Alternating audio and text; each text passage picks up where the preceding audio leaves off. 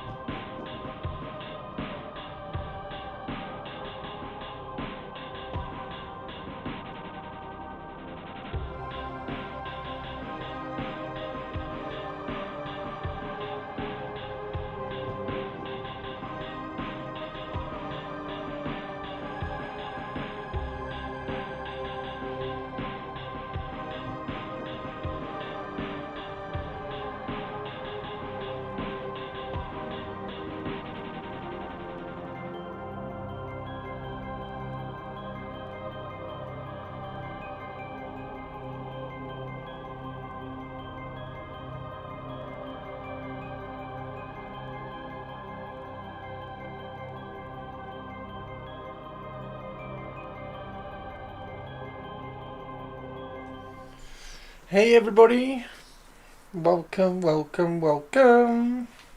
Happy Tuesday, or whatevs, How are we all? So everybody, I should probably put my headphones on so I can hear you all. Avian, Purples, hello, happy Tuesday. No, not an early stream. Not particularly early.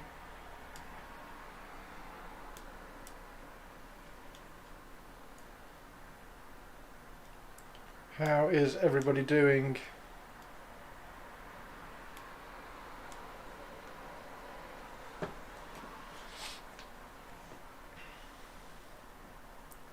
I'm painting up some Prince Yriel today.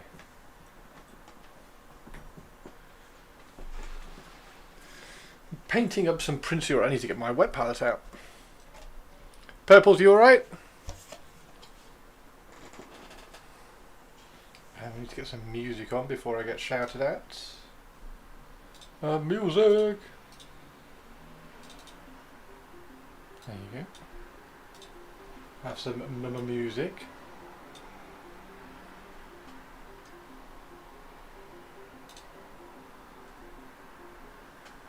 Do do do do do do do do do.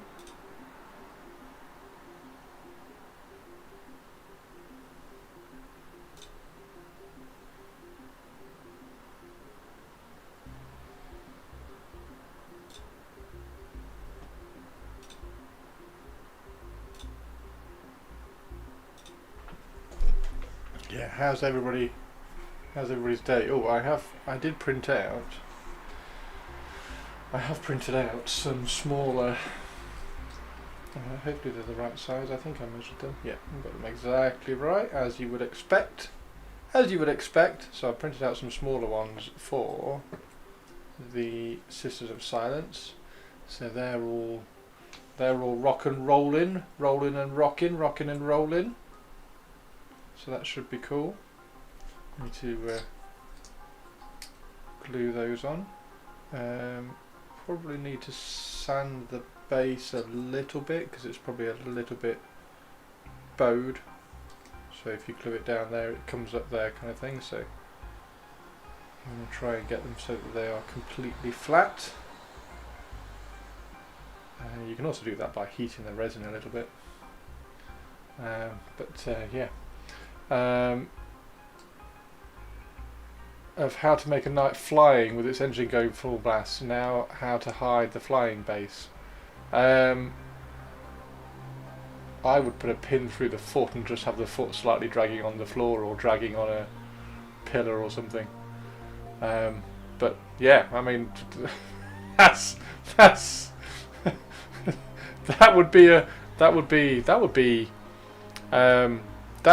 should have been what they would have done, right? Like that would have been a really cool night. That would have been a completely different night rather than just a night walking like everything else. That would have been awesome. But I'm sure everybody would have said, oh, it's too easy, too difficult to transport, it's just going to snap.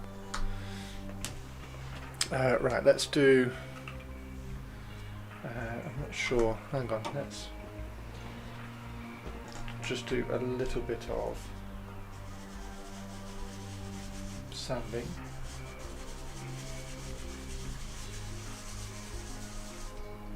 Try to get that centre down just a fraction. The concerned on stability and yes, breakage. I know everybody's terrified of models snapping. Tell you what, just be more careful with your models.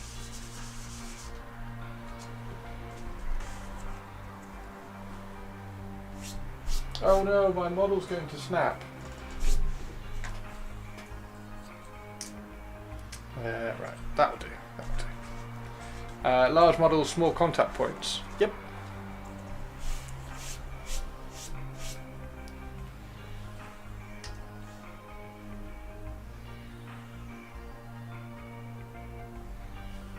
Right.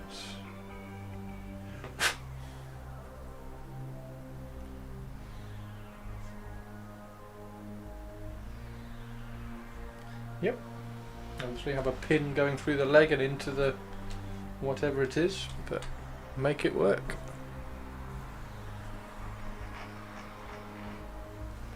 Right. So that is, just spread that out evenly and then get that.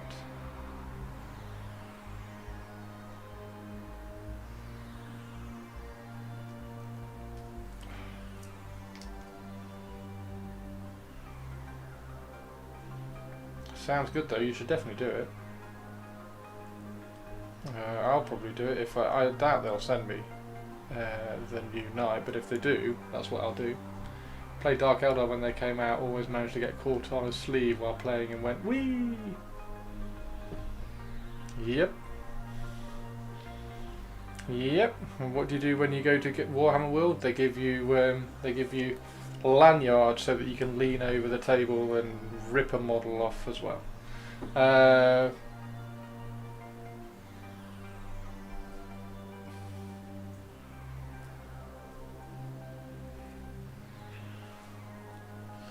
There we go. Right, so that's the basis for the. God, they look really good actually. Yeah, they look really good. Right, let's just. I'm just going to prime. Just going to prime that really quickly. I need to have a bit of the water. That would look really cool though, wouldn't it? That would be a much more exciting night. That would be a much more exciting night. And if they sculpted it like that in the first place, then they could control what the contact patch was like, and they could make the contact patch large enough that it wouldn't snap. Like the Void Dragon, like the Everything Dragon. Oh look, a Christopher. Yeah, it's a Christopher. It's a grumpy Christopher. Embiggen the rockets. Well, yeah, obviously, you have to embiggen the rockets. That's. I didn't think that was a question. You obviously have to embiggen the rockets. The rockets. Yes, make the rockets bigger. You got to go Gundam, right? You got to go. Well, not full Gundam, but you got to go half Gundam.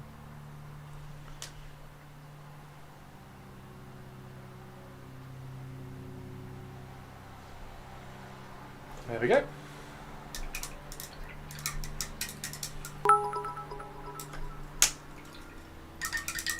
Who or what made you grumpy? Do I need to get the baseball bat out? No company's saying I can't paint this time. It's okay. We don't have to beat up companies or anything this time. No, I'm not grumpy. I'm fine. Right. But we are going to. I'm going to record this as well for Patreon so I can talk through what I'm doing.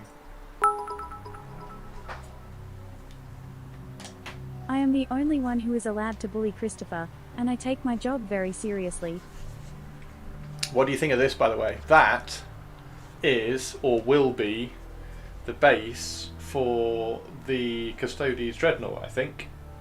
I think that's about right. I'm pretty sure I know what the bases are and everything. The only one I'm worried about is the Caladius. But I've printed that one out as well. It's just curing at the moment, or rather it's not curing, it's drying so that I can cure it. Because it's a rather large base, I'm going to heat it up before I cure it so that I can keep it completely flat. So that would be quite cool. But that is the Dreadnought's base. So he's going to put 1 foot up on there. Oh, that's the other thing. I hope the Dreadnought's actually poseable. Because it's got both feet flat on. It will be poseable, won't it? It'll be poseable. The Horus Heresy stuff is all poseable. So I will figure out. If not, I will figure out a way of making it poseable and getting a foot up on the broken pillar. So that looks quite cool. I quite like that.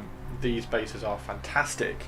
And then I've got some of the ones for the Custodes like this, and then I've done some with like a little step and a lip and things, so we've got a little bit more height variety, so yeah, they look really cool.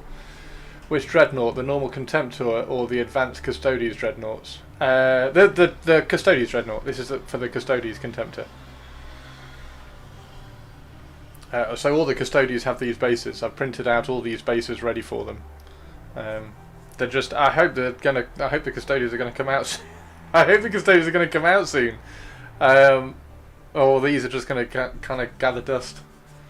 You like the bases? The bases are great. Have I sent them to you? If I haven't sent them to you, I will send them to you. They are great. They are really good. You want the custodians right now? I have to ask Olivia. Olivia, do you think Purple's going to have the custodians right now? Please send them to you. I shall do. I shall do. In fact, I will do it now for you. Drive.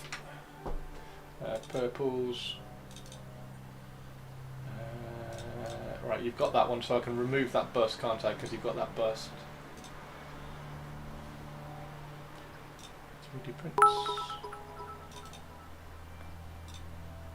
I think GW are assholes and will make Purpley wait for like at least 2 more months. 2 more months? You want Purples to do the eyes of the custodians like the angry jackalope? You've got the bust, haven't you? You downloaded the bust. I can delete that, right? The custodians like the angry jackalope. What did everybody think about me playing? Okay, cool. Move to bin. Delete. There we go. Right, you got 3 minutes, and then the bases will be up there. What did There we go. It was super fun watching you play. It was fun. Oh, really? Do it again. Oh, really? Oh, okay. I didn't think it went very well. Oh, that's cool. Okay. Hazardous anomaly detected. Quarantine activated. One stop. Check them out. Check them out. One stop. Ready for when the custodians come out. Ready for when the custodians coming out. I'm getting all my bases done. I've even done some for the Sisters of Silence, which are already out. So I don't know what colour to paint the Sisters of Silence, though. I don't know whether they should be like opposites of the custodians so they stand out, or whether they should be in the same scheme. Like, I can't find any information about what kind of colour scheme the Sisters of Silence have linked with the custodians. I don't know whether they're supposed to match or what, so we'll have to come up with something. Really nice. Yeah, they're cool, aren't they? So that's a base, and then this is some extra print bits which I got, which I've just been kind of cutting up and scattering on the bases. So this one's for the dreadnought. Hopefully the dreadnought is posable, so its leg can go up on the pillar. So that'll be nice. We've just got to have the custodians come out now, so that I can get them. I suggest taking one of your streaming days for playing. Really?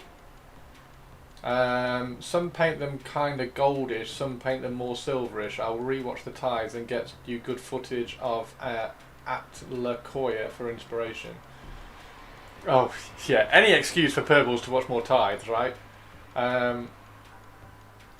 Like at La Coya will just be. I don't know. I don't know. I don't know. I just don't know what. I don't know how they link with the custodians. Whether they are like fully attached to them or allied into them. I don't know. Right. So I need to move. I've glued him on his base, by the way. So he now has a base, which looks really cool. So he's got his base all done. This little thing here is glued on by that tiny little point there. Look, it's tiny little point there. And if I was that way inclined, I'd be like, oh, I better not snap. But I'm just really careful when I'm picking it up. We'll have to see the lever, but the Sisters of Silence are part of the talons of the Emperor, so they are attached. Like if I've got, I dipped my, I stripped my custodians, so I haven't got any of the gold one that I finished. I haven't got that gold one that I finished. But yeah, I'm tempted to, because I want to do mine gold and black. I might do these opposite. I might do them black. with like tiny little bits of gold trim or something. But then I don't know what colour to do their cloaks. I don't know. I don't know. Who knows or cares to dream?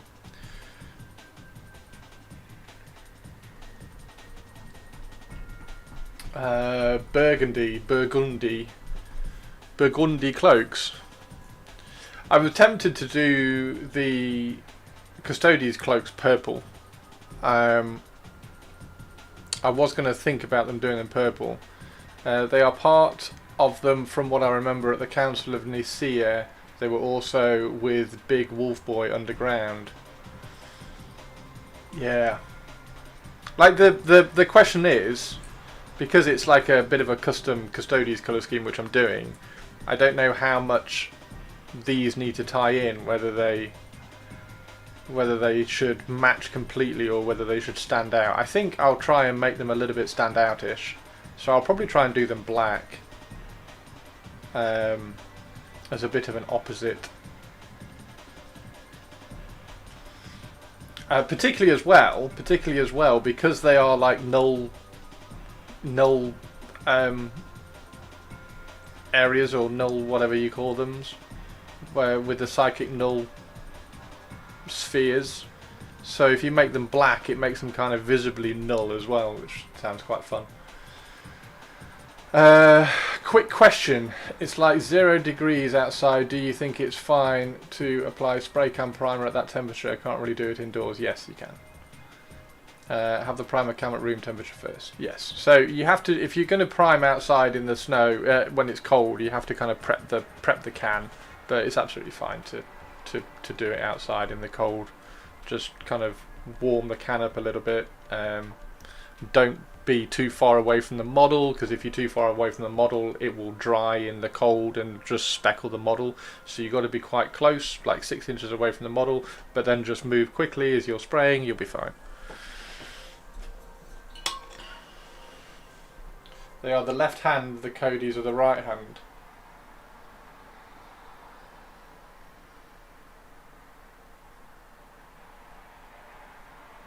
There we go. There we go. Oh, this palette paper is fucking godly, isn't it? Why did I piss around for so long with the red grass palette paper? Why? Why did I do it?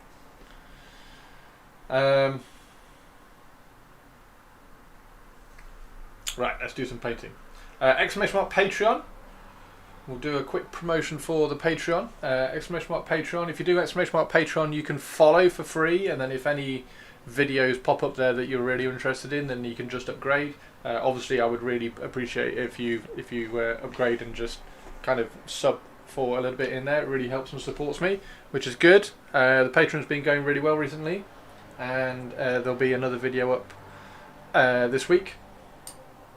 Probably on painting this. We're going to do a painting video this time, and then over the weekend I'm going to try and finish the conversion for this as well and put this video up as well, because this will be really cool to kind of resto mod that old classic Dark Eldar. So exclamation mark Patreon in chat, and drop a follow down there, please. Thank you very much, everybody.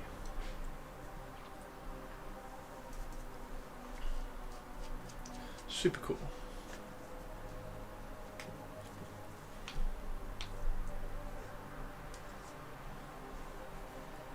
How are you doing, One Stop? Are you all good?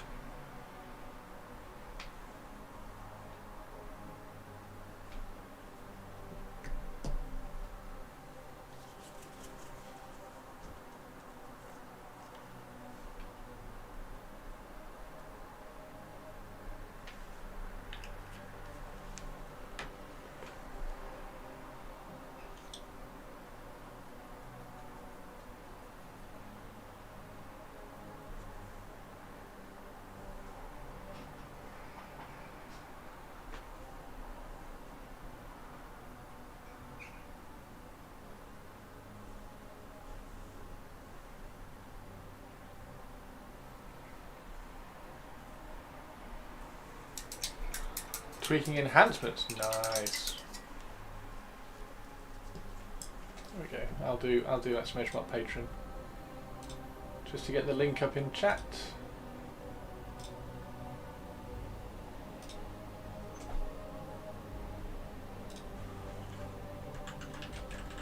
There you go, everybody. What enhancements are you doing?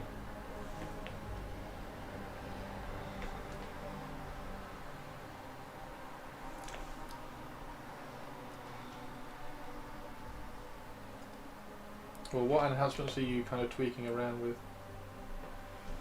Right, we need to get that out of the way.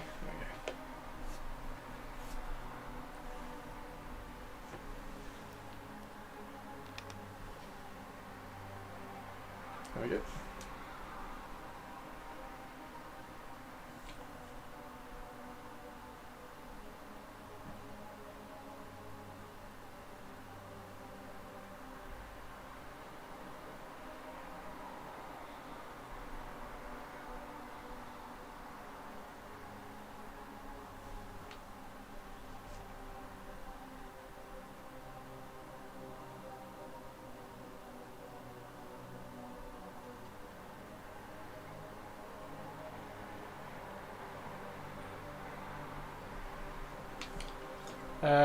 Seemed a bit sick. Why did I seem sick? Just mathing out my night ones, I had Deep Strike on the Rampager and First Fight on the Atropos, but thinking of swapping. Nice! How are you doing, Pixel? No, I wasn't sick at all yesterday. Do you think I was sick because I was playing Space Marine 2?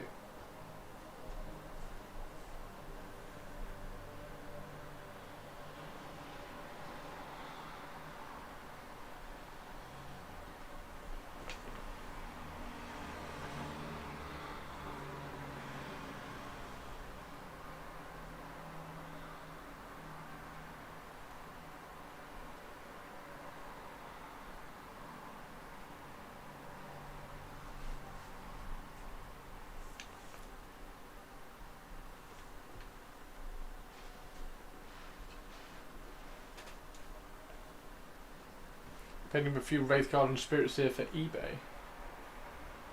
Oh, you're doing a pro painted.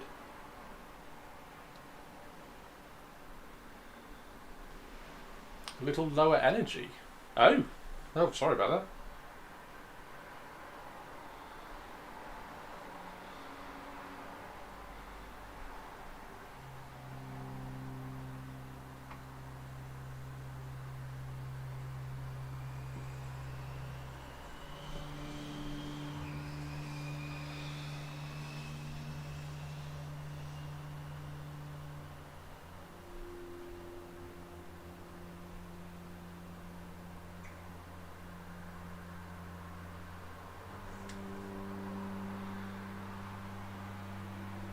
Right, we need to start pushing this contrast a little bit.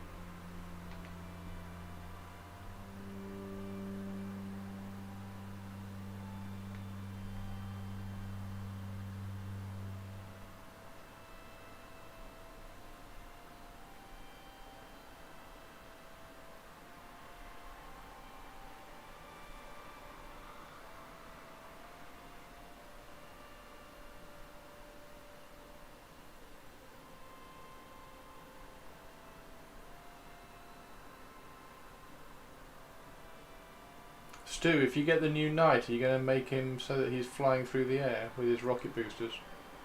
Convert him so that he's like, rah! Make the knight interesting. Make knights interesting again.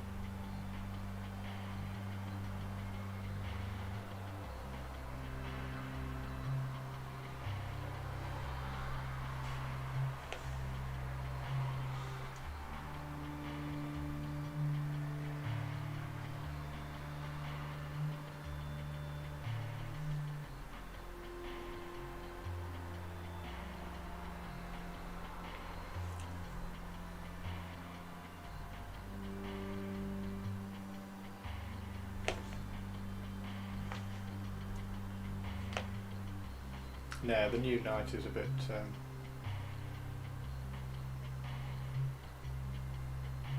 a bit too formulaic.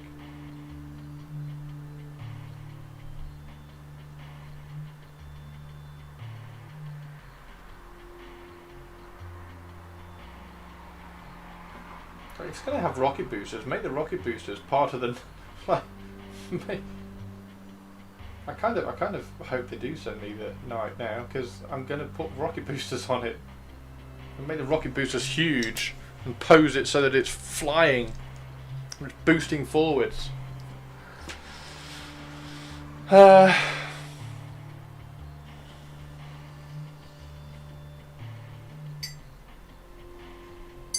He's not chaos though, but I just remove the legs and put him on a flying stand. Just remove the legs. Well, just have him hover. Have a hover knight.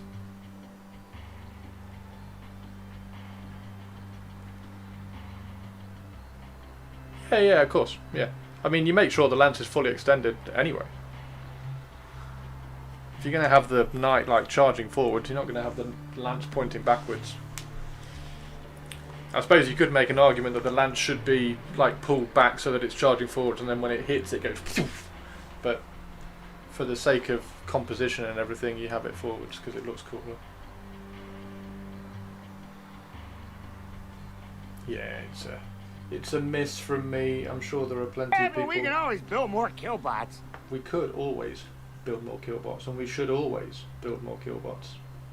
Target, how are you, you ledge? Yeah, I wonder what I'm curious what Yriel thinks of the night. Actually, I might go find a Yriel video and find out what he thinks of the night.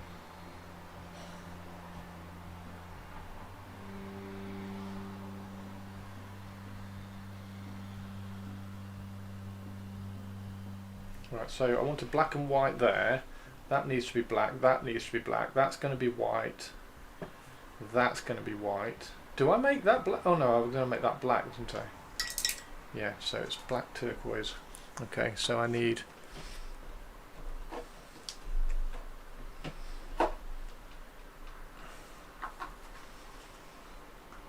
Is it that one? I think it's that one. Ooh, Eldar. What do you mean, ooh, Eldar? What do you mean, ooh, Eldar? How dare you, target? Could have the lance up.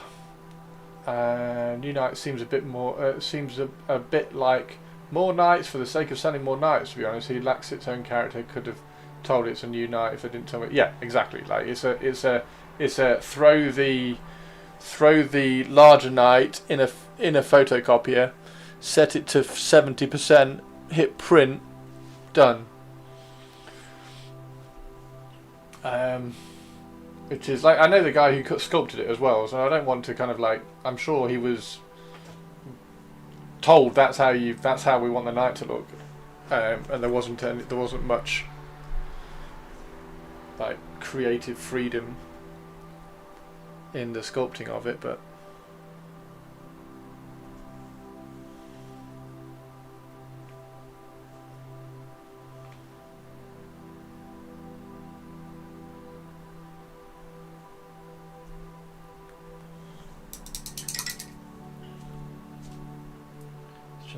just a bit dull. Like Tuesday's dull. But hey, at least they're releasing new models. New models are coming out left, right and centre.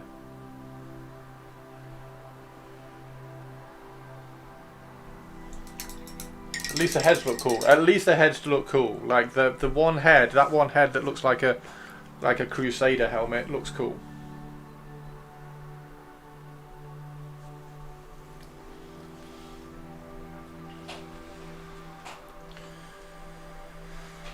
Right.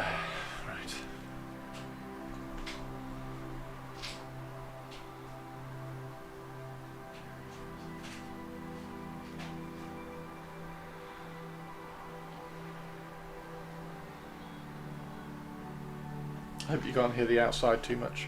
I've got the window open, by the way. Tuesday is only 2 days away from Thursday, and Thursday is new toys for Space Marine 2.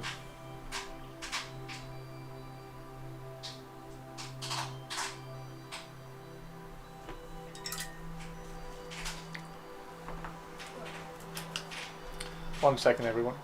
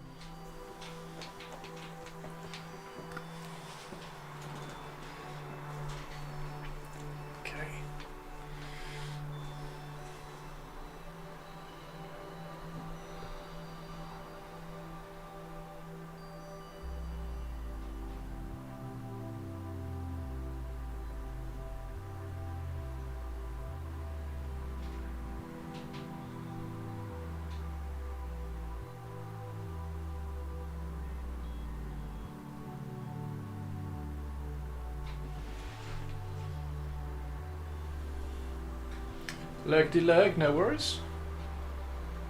It was the first image I found with old art from White Dwarf.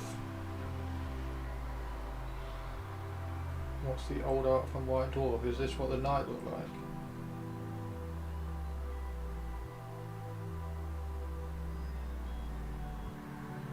Found an old White Dwarf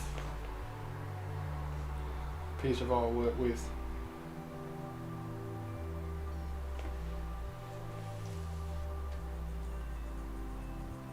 Chargy Jump Knight.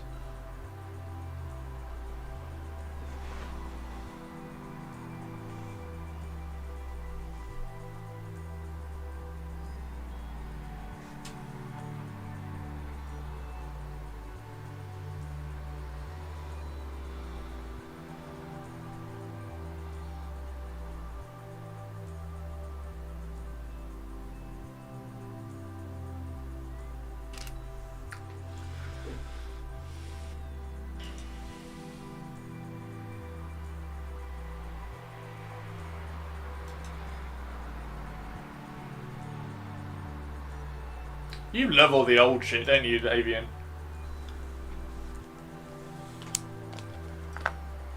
You love all the old goofy stuff. Demonstration of our power will change the battery.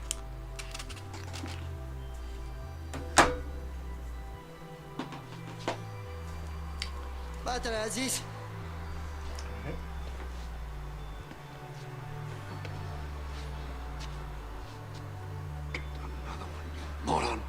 I think I have one In the tuck. in the truck.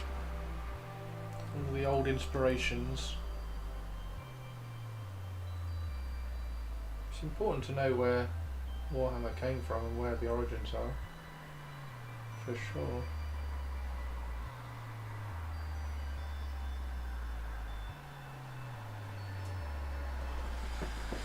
Painting at fire dragons, nice. Went confidently thinking the new decal sheet has yellow fire dragon, so I painted their helmets black just to find out there are only black fire dragon decals on it. Oh dear. Time to freehand, dude. I need to get some fire dragons.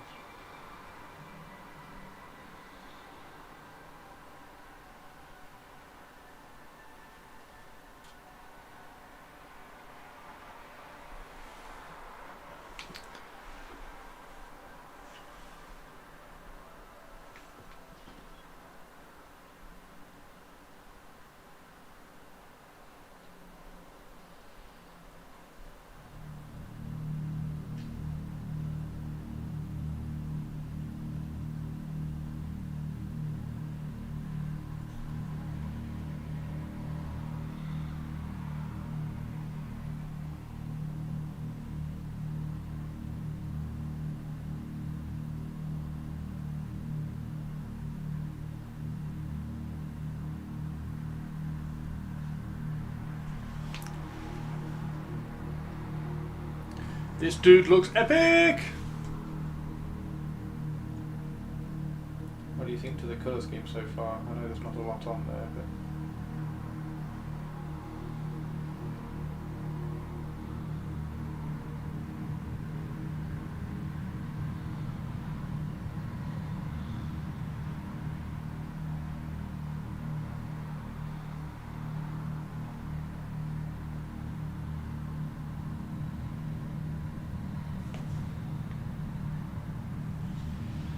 things we do for our hobby. €10 for four decals. Oh, did you find them? Were they on the old decal sheet? Hang on, I've got the decals here. At least I think I've got the decals here. What's the night one? I've moved everything around, so I've got decals closer to me. That's Imperial Guard, Space Marines. Where's the Eldar one? Have I not put it away?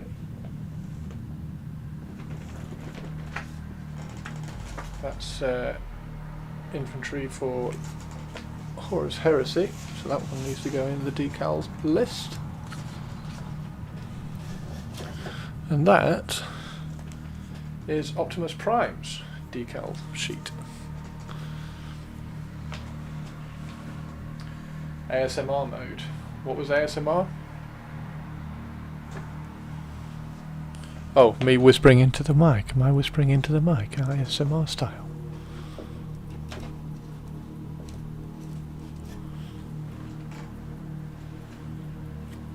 They might still be in the box over there.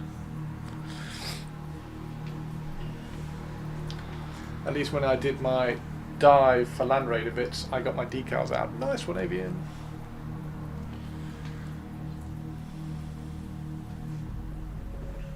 Okay.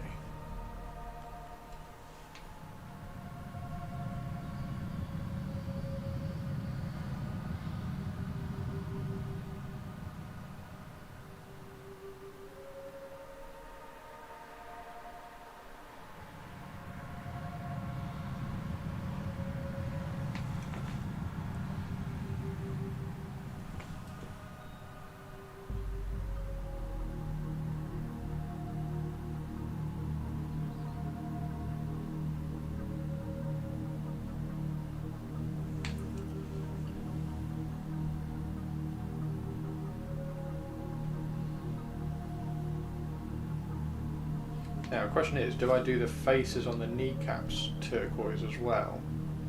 Or do I do those white, like a... Because I want to put a white skull and like kind of a crossbones on his banner. Hey, Co, how are you doing? So do I do the weird... I think I do. I think I do those white.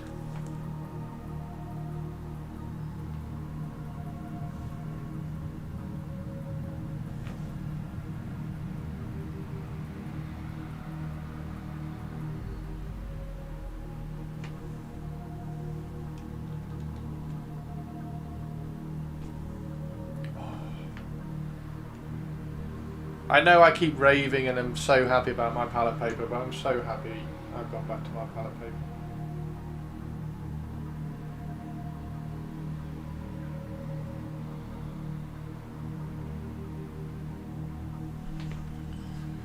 Should I use the OG Land Raider decals on what Land Raider though?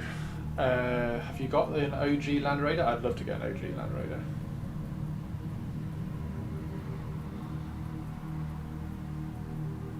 And if I got an OG Land Raider, what chapter should I paint it as? Should you use OG Land Raider decals? OG as in like the very first one, the Mark 1 Chubby Doodah thing? Or are we talking the decals from when the new Land Raider came out in like 99 or whatever? Blood Angels, of course. I have an OG Land Raider, but it's missing its las cannons and bolter on the top. Nice. Yeah, it'd be super cool to paint one of them. I'll have to do an eBay search. I'm guessing they're like hundreds of pounds though. I don't know what. It would be kind of cool to do a Night Lords or a Dark Angels. No, you'd do it as Dark Angels, wouldn't you? Because if you did it with Night Lords, you'd kind of want to cover it all in flayed skin and stuff, and that would kind of take away from the this is a cool old Land Raider look. So I think you go Dark Angels, don't you? And I think I'd probably try and use new transfers on it. If I had the OG, hold on, let's what? I mean, this is ridiculous. This is never going to. That is for. There we go. Right. Yeah, I'm still trying to keep an eye on that. £3.50. It's not bad actually now. Land Raider. That thing. £200.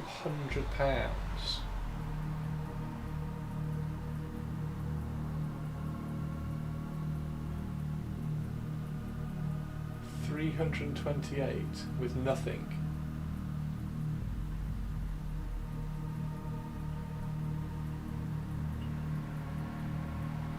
$200.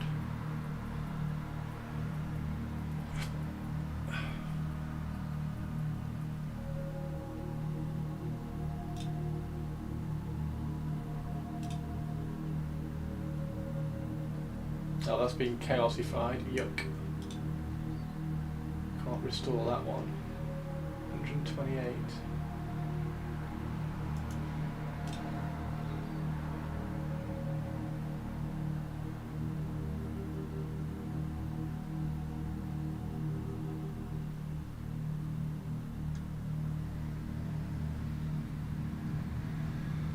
I really like that. I really like the 40k Land Raider. I think it's fantastic.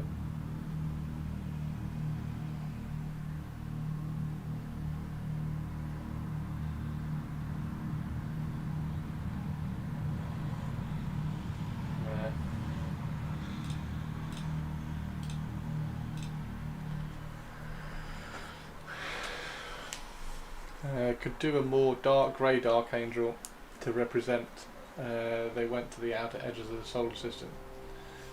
Unlike my rescue Land Raiders, I'm not going to paint over it. It needs a soak due to the amount of paint on it. Nice. Yeah, super cool.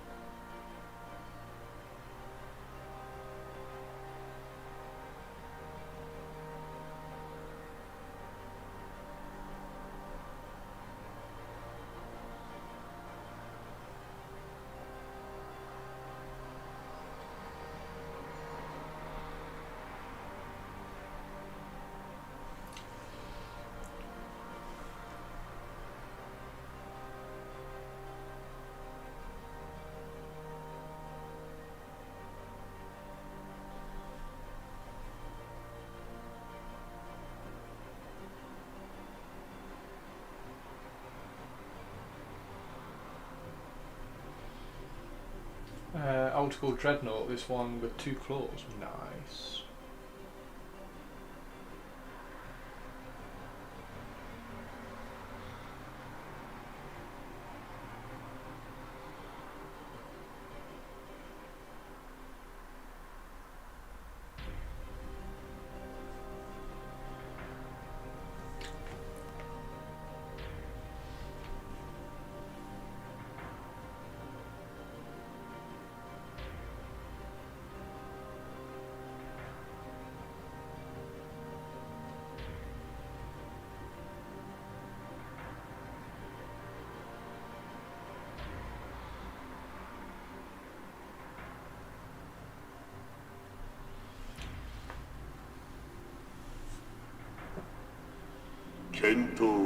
Yeah, he should have. 人類に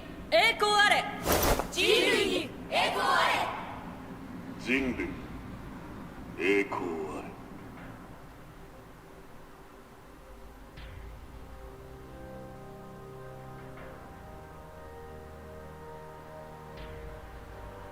How you doing, Shirato? All good?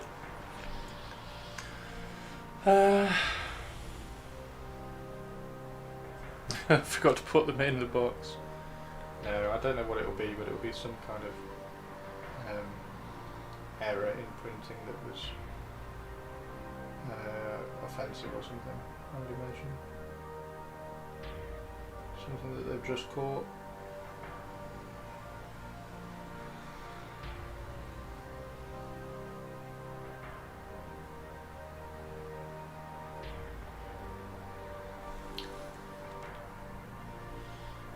I'm good, thank you. The twins have rules now. Nice.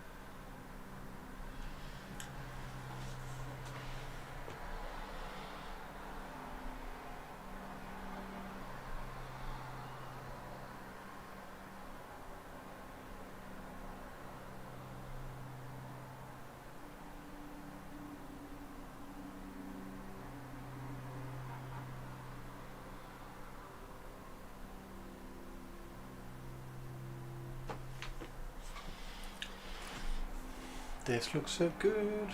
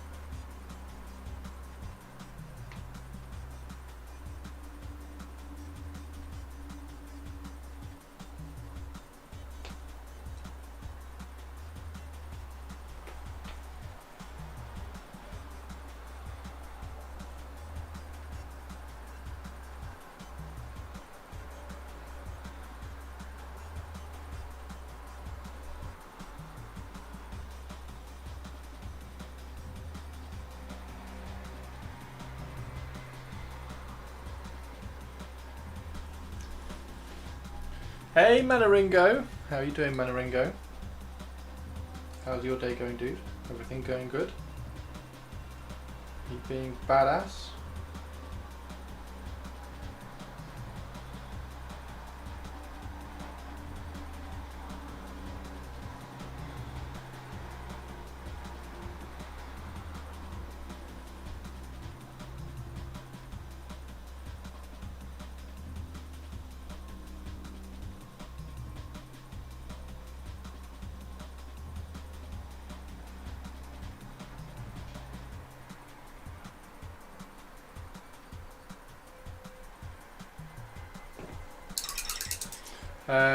Got some things which is good. You got some things? We do like things.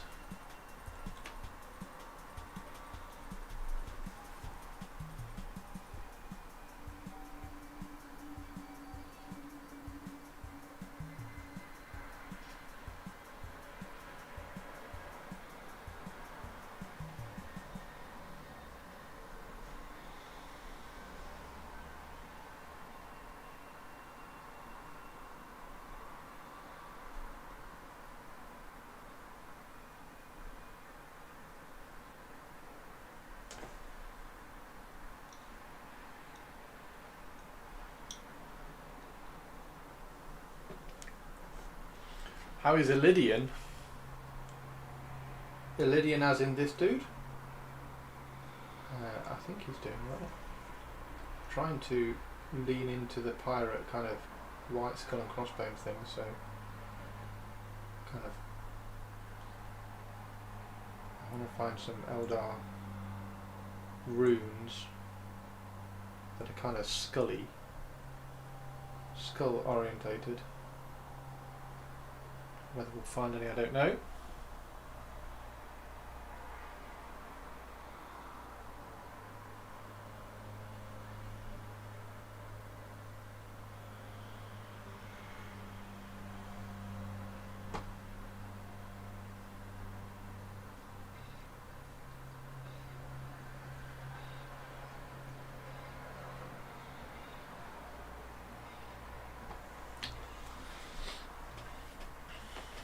I'm good, thank you, dude. Yeah, I'm good.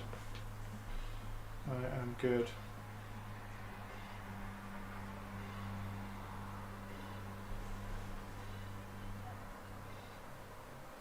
I've got fish and chips tonight for the football, so I tried to get an early start.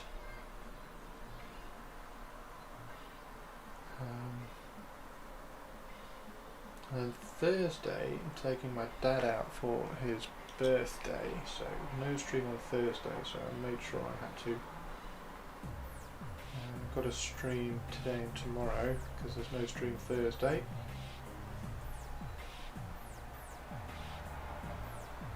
So yeah, early start today, or a little bit earlier at least. Not even early, like just trying to start on time kind of thing, rather than like yesterday I wanted to start a little bit later because obviously I was playing Space Marine 2, so I wanted it to bleed a little bit into the evening so there were lots of people around.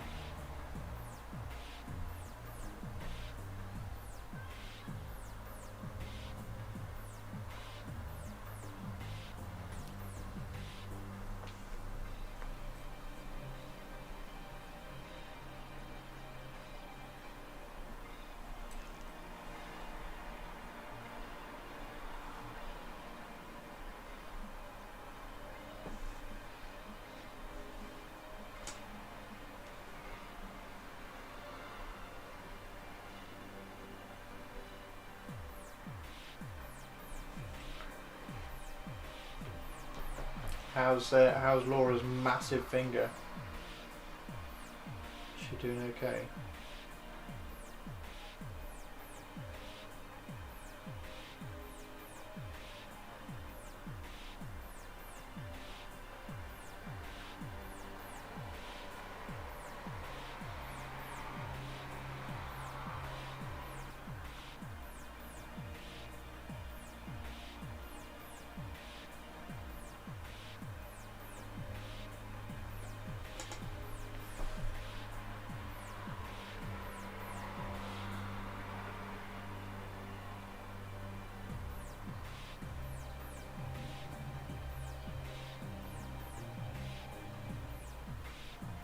Did you have a good time on the weekend, by the way?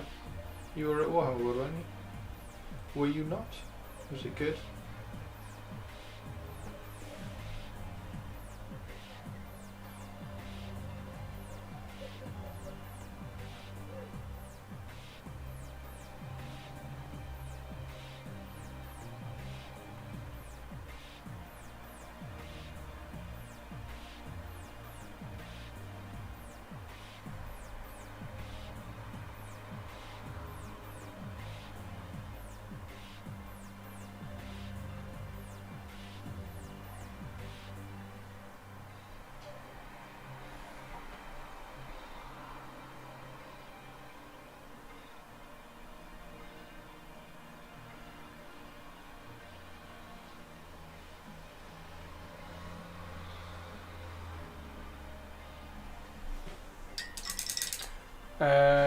Yeah, we were at Warhammer relatively briefly.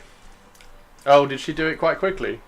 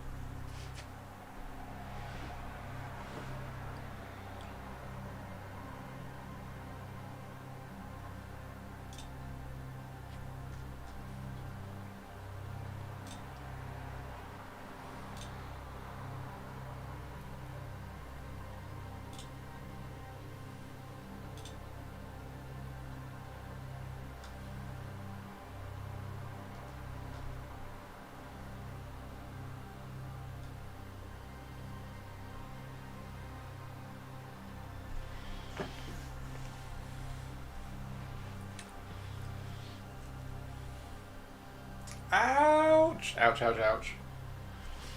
Ouch, ouch, ouch. What did you have for dinner? What did you have for food? What's the food like there now? Have they got anything interesting there?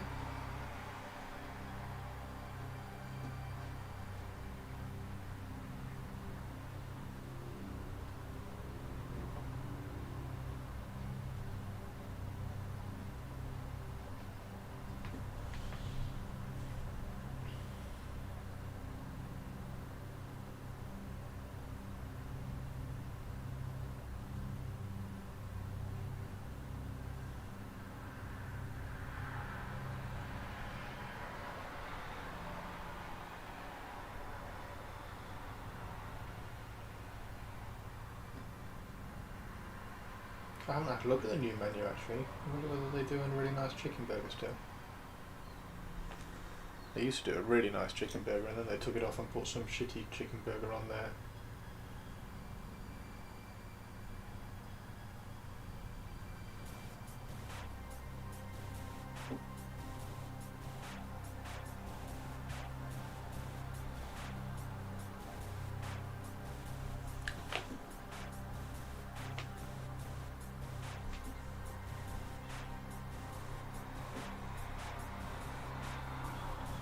Biscoff brownie. Oh, fish finger, say yeah, the fish finger. Oh, I'm glad the fish finger sub's still there.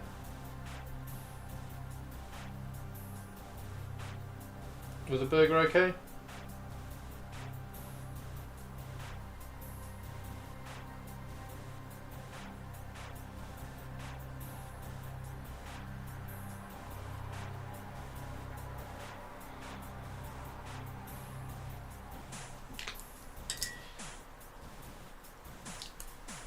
Pretty standard. Don't know what colour to paint the gems.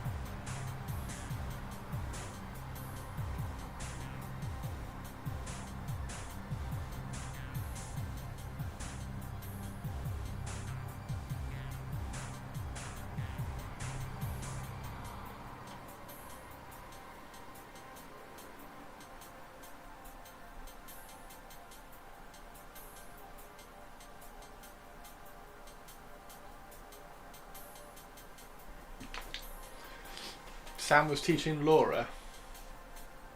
Sam? Oh, Millie Partner's brother. Gotcha.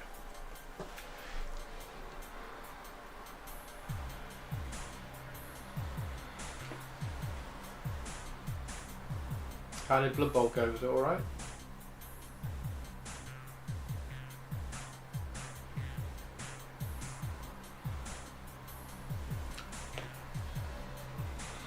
Wow, it's very nice. It's very nice. Thank you very much. Oh, it's a sexy size Hannah. Hey, sexy size Hannah, how are you? Trying to keep this helmet smooth.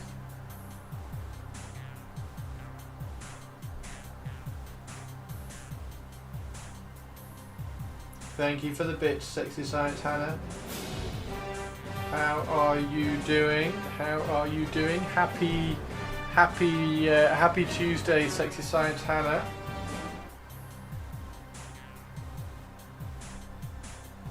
Is everything going well over your side of the pond?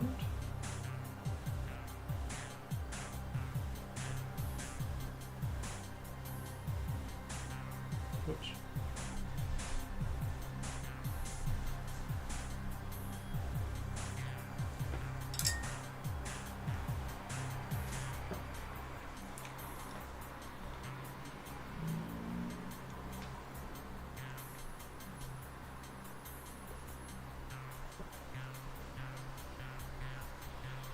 Very tired today. Probably need to going to need a midday nap. You're gonna have a midday nap, are you?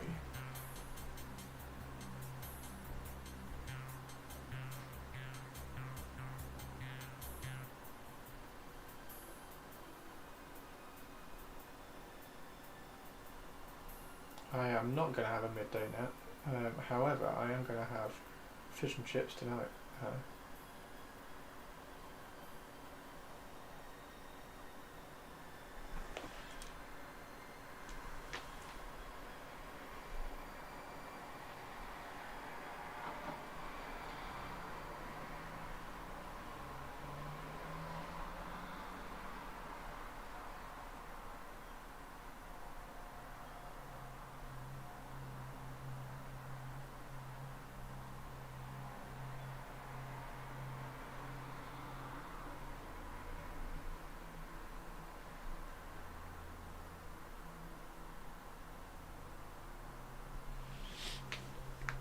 I'm good, thank you. Get this, I ran out of tea on Saturday and Bezos just delivered a big old box of Yorkshire Gold.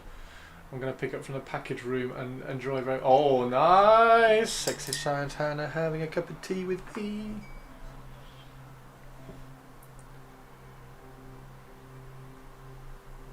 Finished Night of the Seven Kingdoms last night.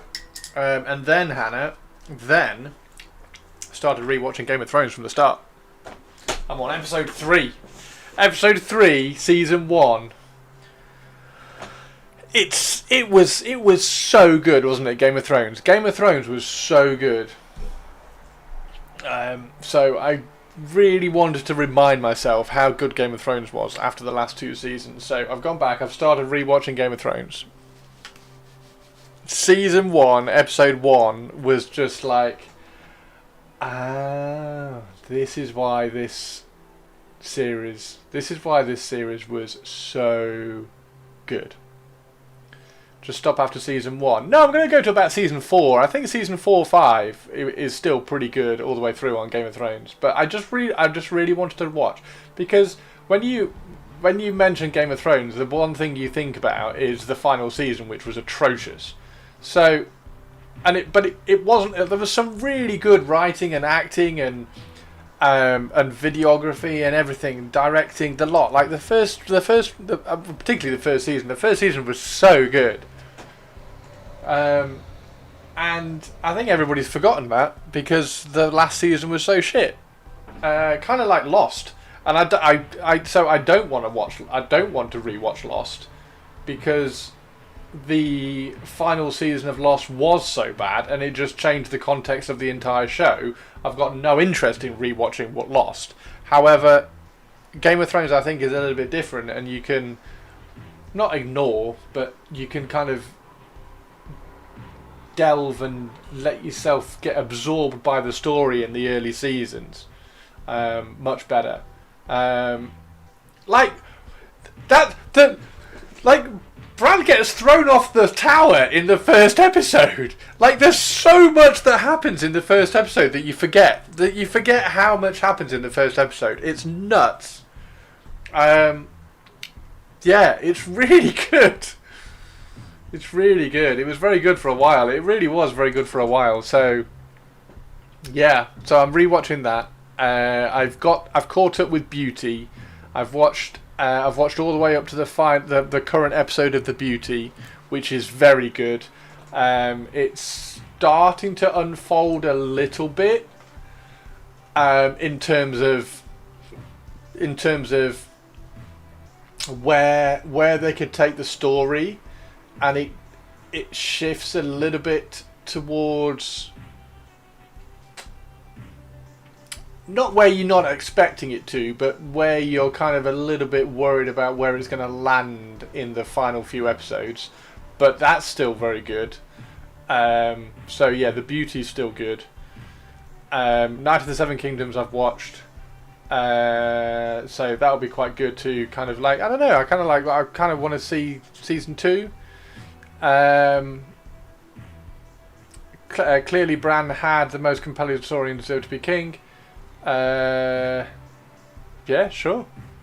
I've been gaming too much, so haven't caught up on TV. Too many good video games out right now. Cool.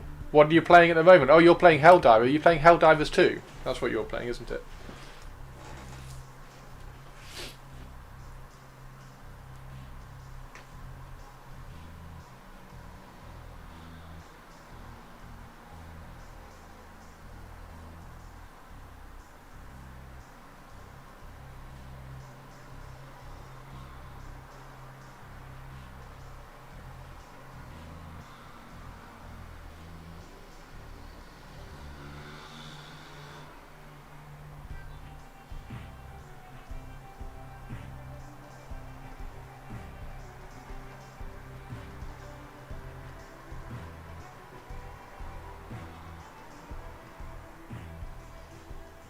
Yeah, I don't know what colour to paint the gems. Playing Arc Raiders the last few days, enjoying being hunted both by drones and other humans. Did I ever tell you I met Holdor? Did you? What was Holdor like? I mean that episode was cool. That was yeah. They did some really good. Did some really good stuff, and then they just finished it with shit. Here's a question. What TV series has actually nailed a finale? Because finales in of themselves have to tie everything up. They'd have to tie everything up, answer all the questions, otherwise you'd be like, well, they didn't answer that question. And if they do answer all the questions, then there's no mystery left. So they have to kind of tie it up in such a way that it's really satisfying and it answers all the questions in a way that's not, oh. So are there any series which have tied up and had really good finales? Stranger Things was terrible. Stranger Things finale was shocking. Lost was terrible. The Breaking Bad alternative ending I thought was phenomenal. The one where he wakes up in Malcolm in the Middle in the bed and said, "Oh my God, I had a nightmare. I thought that was brilliant." Obviously, that's not the official one. That was absolutely brilliant. Sopranos. Actually, yes, I will agree with Sopranos. That nailed the ending.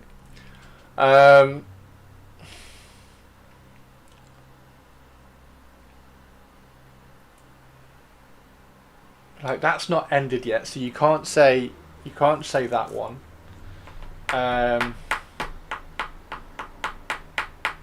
Like How I Met Your Mother was atrocious. I mean, I know that's just like a sitcom. I'm just trying to go through TV shows which have actually had an ending. He's a very large human. Like, he looks way bigger in person. Nice. The Office US. I haven't watched The Office US. I haven't even watched The Office UK. There's not many, is there? There's not many series that have actually nailed the final season. I mean, I don't think Lucifer really got it. It nearly did. It nearly nailed the landing. I don't know whether the Premier League 25-26 is going to nail the landing. We'll see. Any Arsenal fans out there? Yeah, there's not many. There's not. I think it's a very difficult thing to do. It's a very difficult thing to try and do. Now, here's a question. How they fixed Farscape after the cancellation and coming back with a miniseries. Oh, okay. Battlestar Galactica didn't nail its landing. Here's a question then. Is it better to not have a final season and finish on a cliffhanger? Is it better to not have a final season and just leave it unfinished with questions than try and answer every single question and tie it up in a neat little bow and have a finale? I agree, Stu. I agree. What was Better Call Saul? How did that finish? Did that finish all right? I think it's better to leave it open ended. Yeah, I think it's far better to have it open ended. I think they'll ever do. I don't think like Hollywood or Netflix or anything like that, because there's always a well, I mean, maybe they do actually, because then there's always a chance of another season. But I think if you announce it as the final season, at that point you have to have answers. If you don't announce it as a final season, then you can kind of do what you want. It needs a final season, but not everything needs an answer, because that world still exists. I mean, does it need an announced final season? I mean, it's always going to have a final season by the fact that it's the last season that's ever been done. That in the same way as the keys are always the last place you look, because you stop looking after you've found them.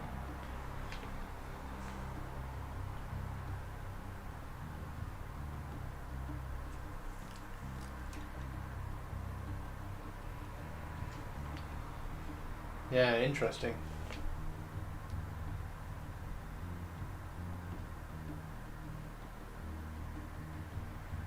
I really dislike the oh, it was a dream trope. I think that's such a cop out, or any variation thereof. Kind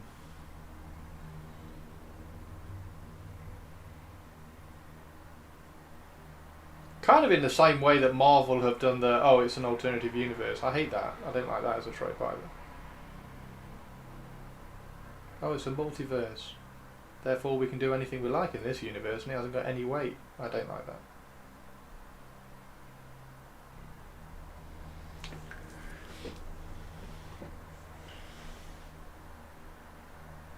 Would Game of Thrones been better if it finished on season 7?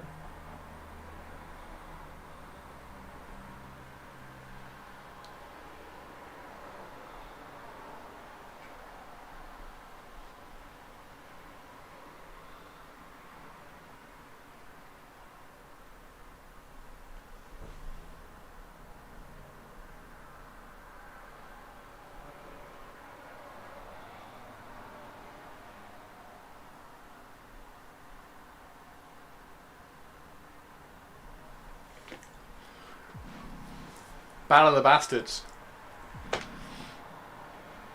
Tell you who I forgot about. Robb Stark. I forgot about Robb Stark, and then like the first 3 episodes of season 1, I'm like, oh shit, yeah, Robb Stark with a fucking red wedding. Completely forgot about Robb.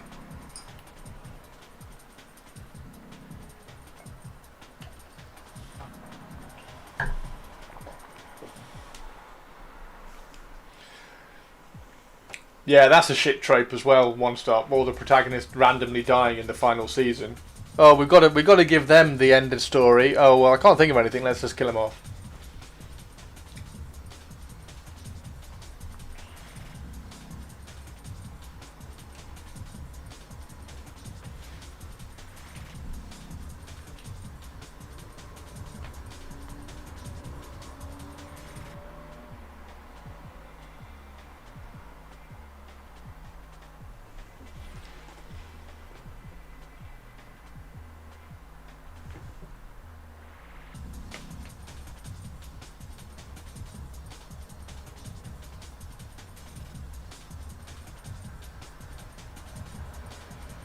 One downside to not having a Game of Thrones final season is that we would never have the White Walker Dragon, which was I suggest the best thing in the final season.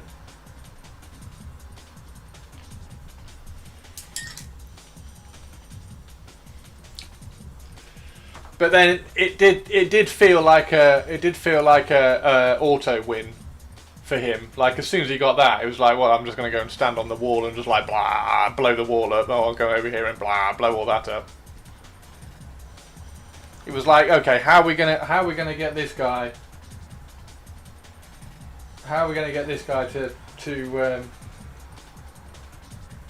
the finishing point? I know. We'll give him a White Walker Dragon.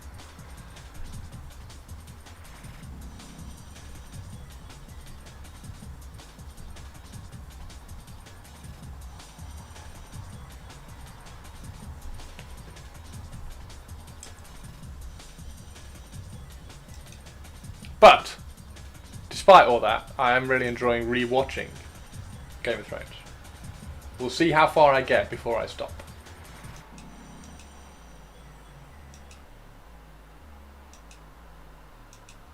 We will see how far I get before I stop.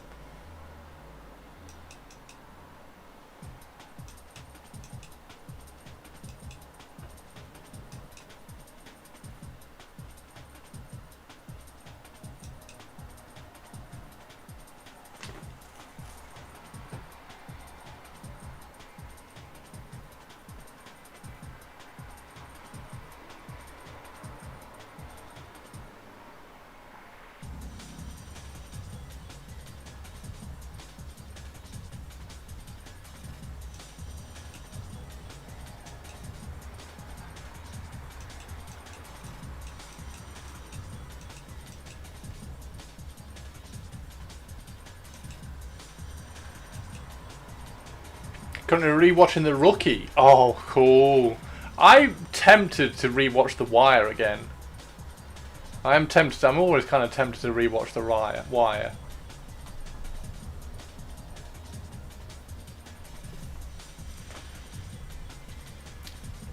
I mean, I've rewatched Suits like fucking a million times already, so that's beside the point, but...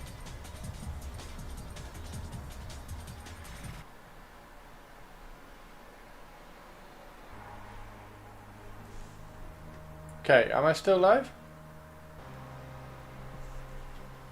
It says I'm reconnected. It says I'm back. Are we back?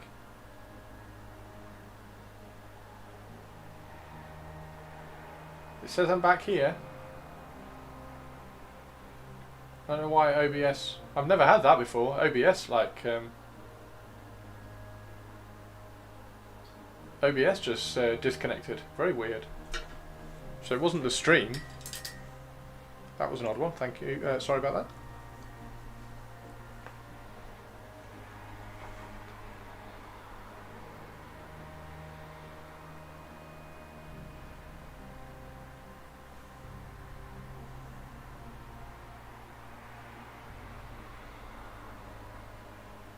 Yeah, the Wire, that was what we were talking about, wasn't it? The Wire was one of those shows that my friends said, oh, it's amazing.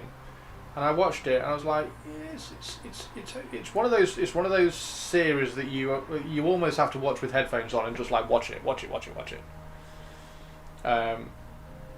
I overexposed? That's a bit better. It shit the bed. Yeah, I don't quite know what it did. I've never had that before. It literally came up and said OBS is disconnected, reconnecting. I've never had an OBS disconnect before.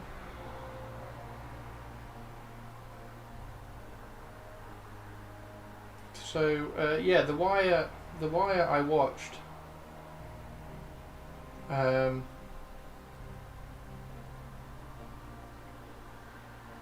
it was good, but you have to kind of absolutely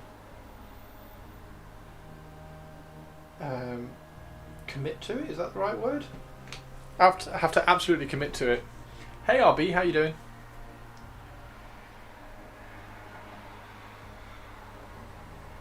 It's definitely not a watch in the background thing.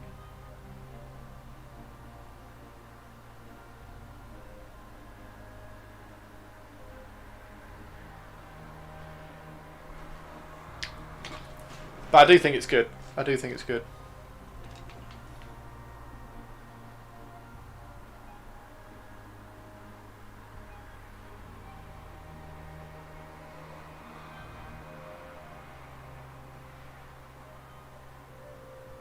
When's your next trip to your gaming clubs due? I've got some evenings free for a bit.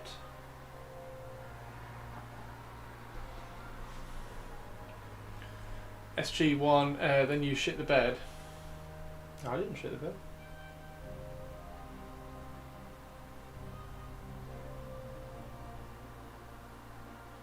What, are you saying SG1 had a great finale?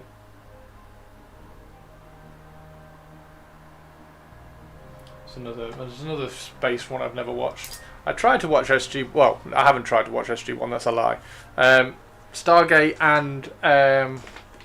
what's the one on Amazon that everybody raves about? I've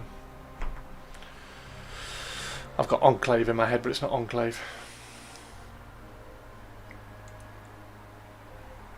Stream's died again. I'm still connected here. I'm alright here. Is everybody else okay? Expanse, that's the one.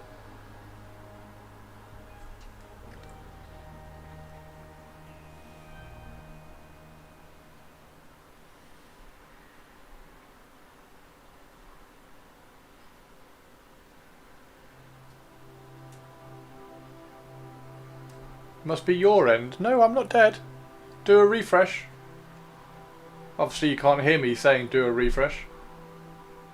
But I'm definitely still live.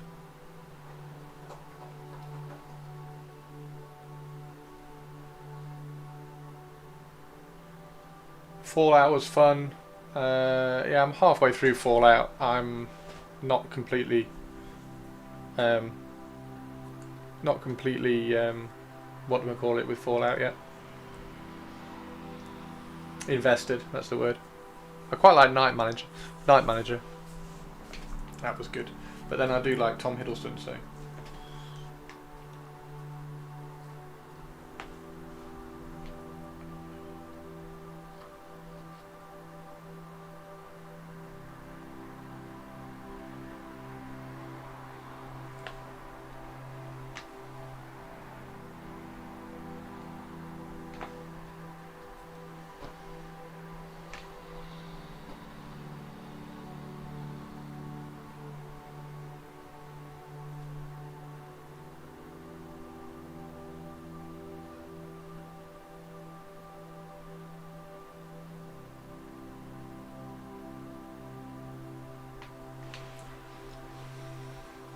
Second season of Fallout isn't very good. I've not even got through the first season yet, so... I think I'm on like episode 3.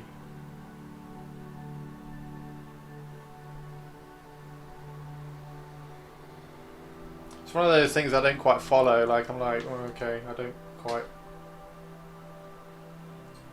get what's going on. It feels like there's a little bit, with things like that, it feels like there's a little bit of knowledge that you need from the game. Even if they say there isn't.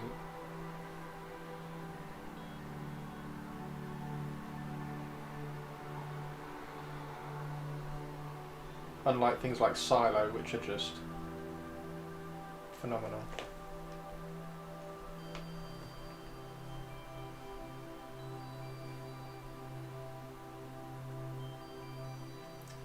Have we got a release date, by the way, Hannah, for Silo Season 3? Because, oh my god, I need to know what that final 2 minutes means.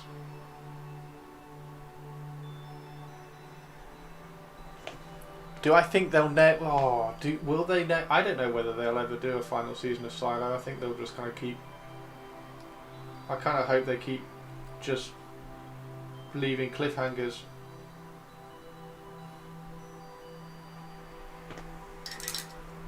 Quite enjoyed it, but I've been a Fallout fan since I played Fallout 2 back in '99.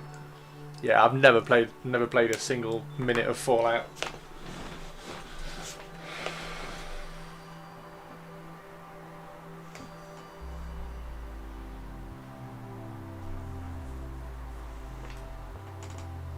Oh mate, one stop. You need to fucking watch Fallout. If you've not Silo, if you've not seen it, fucking watch Silo. Jesus. Like,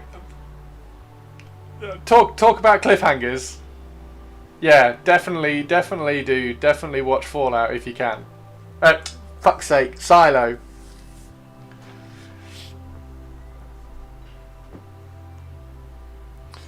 Silo is a book series. Whenever shows get to the end of the books and they start doing something new, it gets terrible. You say that, Hannah.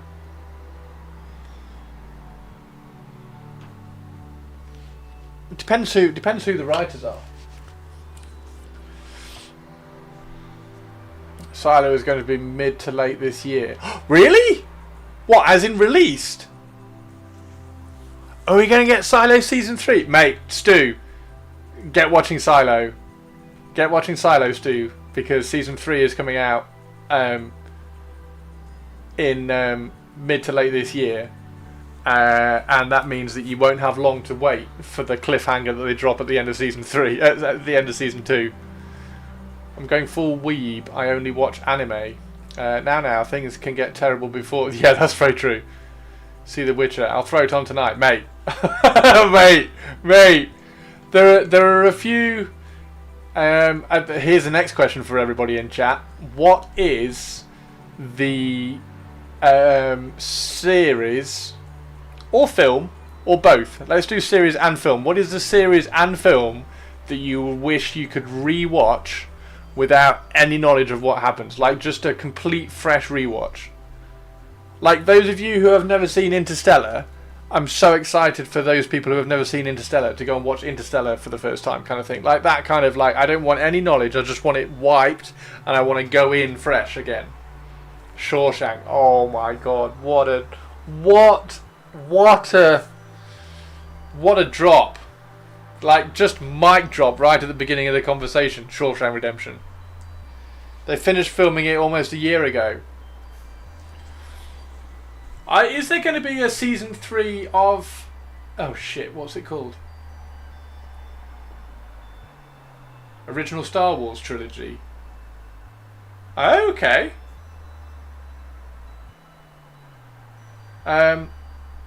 What's the other one on Apple TV with the people who have a work self and a home self, and they go down the elevator? What was that one called? Are we having a Season 3 of that?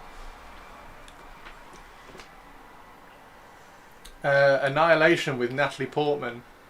Severance, yeah, Severance. Are we going to have a thing with Severance? Annihilation, is that the one with the alternative versions of yourself and like the rainbow? Oh, I can't. Like, I think I've seen that one. I'm pretty sure I've seen that one. Yes. So this is the conversation that happens when I don't hog chat. I've watched Annihilation again. I've listened to the books like 4 times. Which service is Silo on? I think it's Apple TV. Is Silo on Apple TV? Hang on, let me check.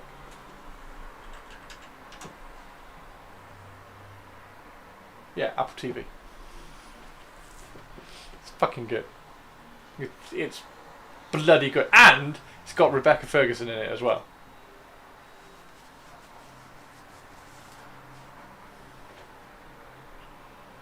Yeah. And Stu, it's got Tim Robbins in it. It's got Tim Robbins and Rebecca Ferguson, and they are both phenomenal. Now the first book is called Wool, not Silo. Yeah, it's very, very good. It's very good. Dark Matter. What's Dark Matter?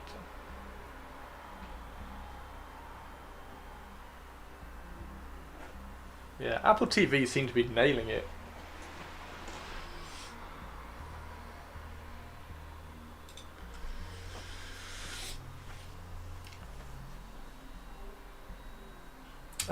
Right, so we need something that's gold on this, therefore I think we'll do the belt. Shall we do the belt gold?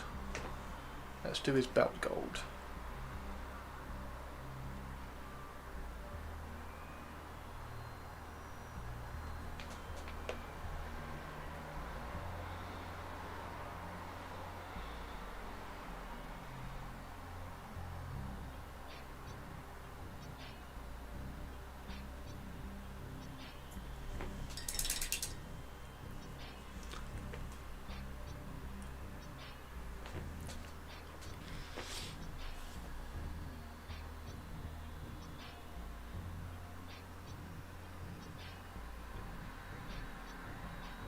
Yeah, you can crush through Silo, Stu. It's very, very well done. There was another one that came out recently that I was like, oh, that looks possibly interesting, and then it was terrible, and I wasn't really into it. I can't think what that one was called, obviously, because it was terrible. But yeah, Silo is really good. Knight of the Seven Kingdoms.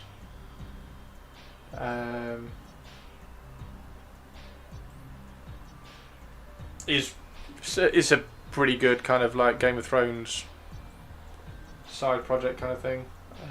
I'll probably watch. I'm much more likely to watch season 2 of that than I was House of the Dragon season 2, which I still haven't watched.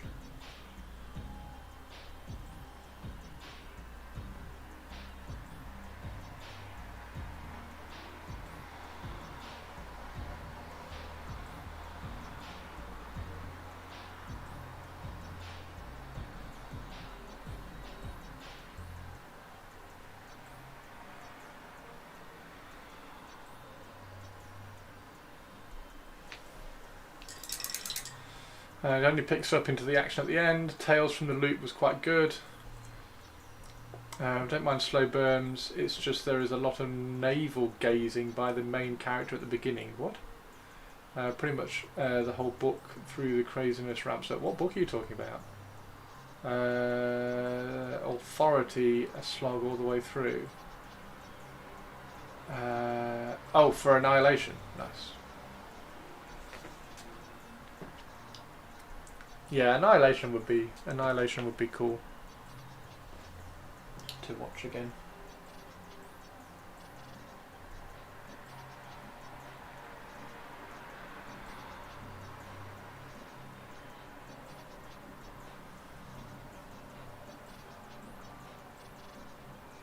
Oh my god, imagine watching Field of Dreams again for the first time.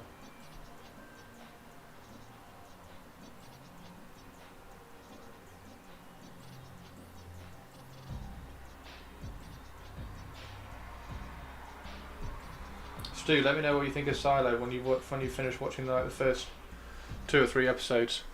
Hannah, I can't remember what happened in the first. Like, how quickly did you get hooked? How quickly did we get hooked on Silo? I think it was the first episode, wasn't it? I think first episode was like, whoa! Annihilation was such a good book. Annihilation is better than any 40k book. Yes, you got there, Chris. I got there? What did I get?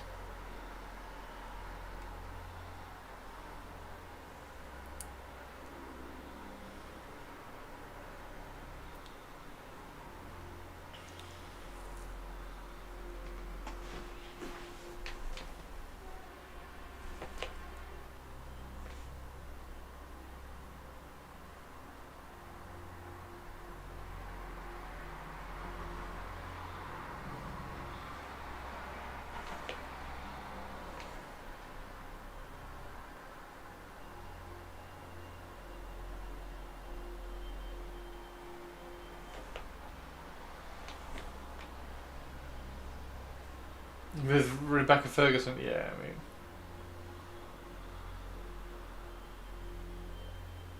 She's a bit good, isn't she? I really want, I'll tell you one series I really want. I want a, oh shit, I forgot her name. Rose the Hat. I want a Rose the Hat mini-series. Because she's so good in that.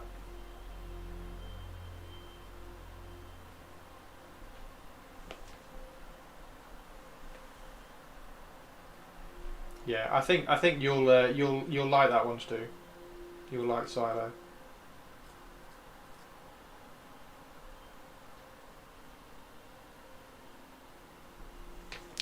I didn't get my Night Lords out last night, Stu. I am sorry.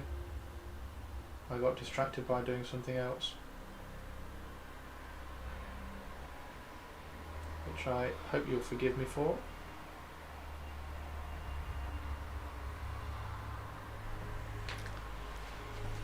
I'm not mad, I'm just disappointed.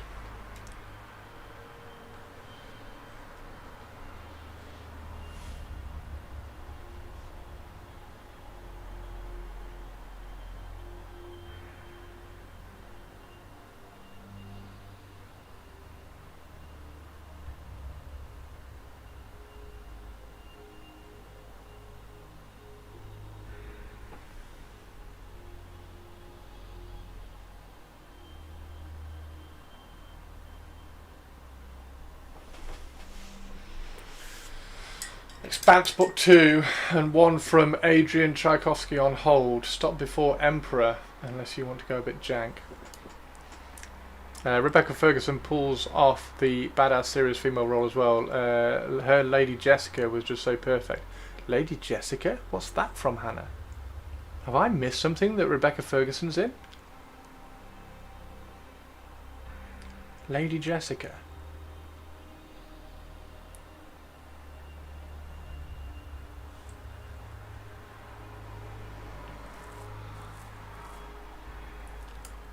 Oh, is it from Dune?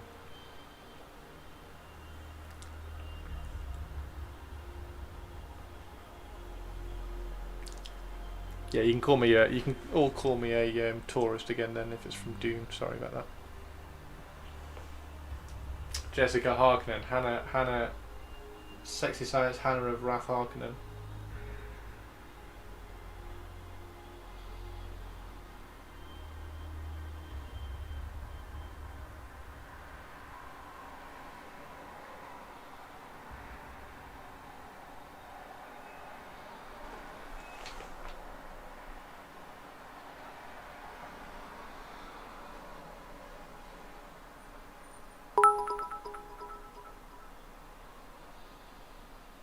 HNN breaking news, the Hannah of Sexy Science Roth is making references that fly at least 30,000 feet above Christopher's head. What a fucking tourist. Are you a book person or an audio person? How? Wait! I'm sure I've talked about this loads of times. That's like 30,007 feet high. I'm surprised there aren't more people talking about Foundations. It's so amazing and it's coming at a steady pace. What's Foundations? Was talking to my brother about Nyla's Law. Have you heard the thing Conrad did in The Great Crusade? Probably not. Probably not. Probably Chris, I forgot. I hate audiobooks. I can't get into audiobooks. To gain compliance of a planet, he took over a ship in orbit, killed everybody on board, and then dropped them on the planet. Foundations is like the OG sci-fi that everyone else is based on. Foundation, Apple TV, based on Asimov's books. Is that another Apple TV? Is that another Apple TV classic that we need to see?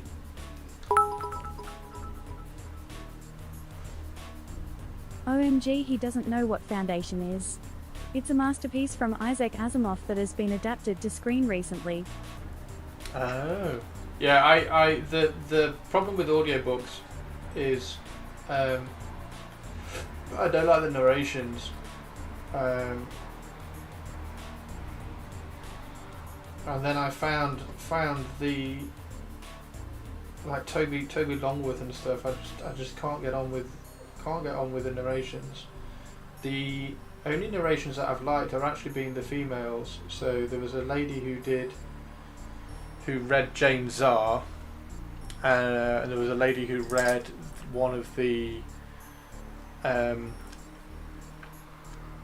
Isabella von Karstein books, not Isabella, Neferata books that I kind of liked, but I don't like the.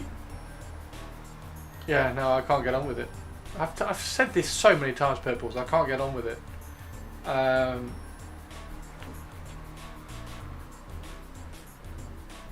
So yeah, I have to read them. I have to read them.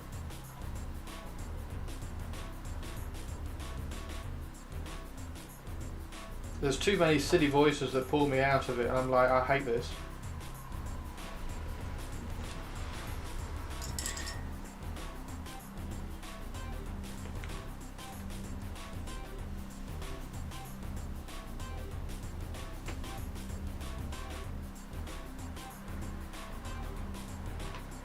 Like when I don't know, like if it was just read, I think I'd be all right with it. It's when the voices change for all the different characters, and the voices are so weird. I just don't like it. And then the horrible one was, I mean, it was. Flight of the Eisenstein was the one that was like, oh, I can't do this anymore. When they did the, oh look, there's his head in the tree over there, and I found a torso. Like the whole happy-go-lucky fucking space marine with a Cockney accent was just like, I don't know what you're on about. This is absolutely ridiculous. And then the thing I hated was that when I started reading Eisenhorn, I wasn't reading it in my own head voice. I was reading it in fucking Toby Longworth voice. And that sent me like I was like, I'm never listening to an audiobook again, because that sent my head absolutely wacky.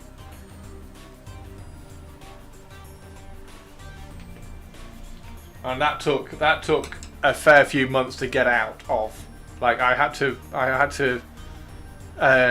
keep reading Eisenhorn to get Toby Longworth's voice out of my head. I hated it. Absolutely hated it.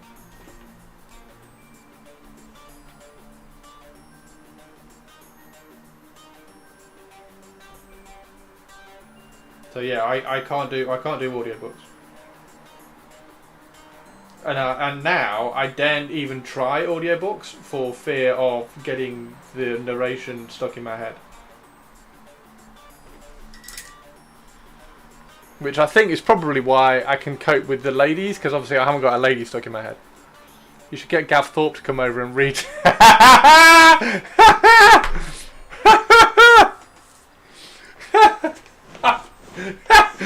I'm copy pasting that, and I might put that on Blue Sky.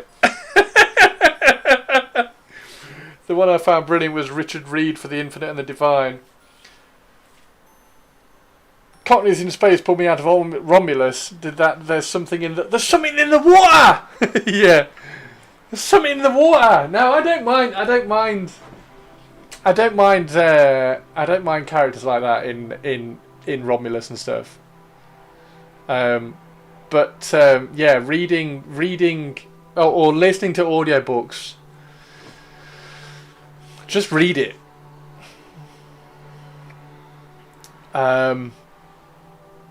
I can't decide whether, because I've got all the Lord of the Rings, like Silmarillion and stuff. I've got all of those on audiobooks because it was the last things I got with all my free credits before I left Audible, and I daren't click on those and listen to them. So yeah, The Dark King was one of the stories. Go read that. The Dark King. It's all about when Conrad beat up Dawn.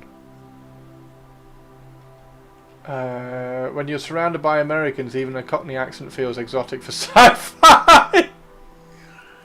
Yeah, I don't mind the Cockney accents. I tell you what, I was thinking about, like, because when Hollywood does stuff, right, it's all like, America, we're going to win because we're America, is always the underlying thing. Like, I kind of like, and then when you get an English film, it's all very Cockney and lock stock. I really want to see an English director or an English storyteller write an American film. Like, I want to see an American story written and acted and kind of done from an English perspective kind of thing. So it's not all like, we're going to win because we're America.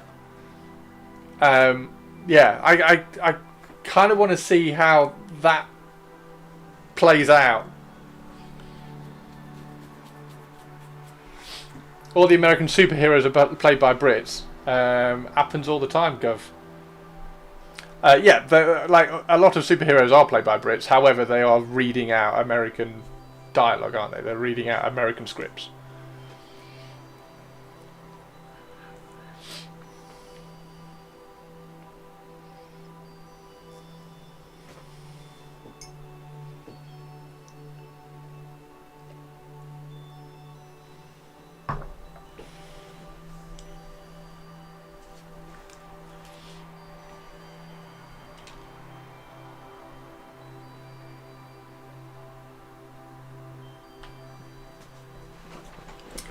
Half the best American actors turn out to be British and Irish when you hear their interviews. Yes.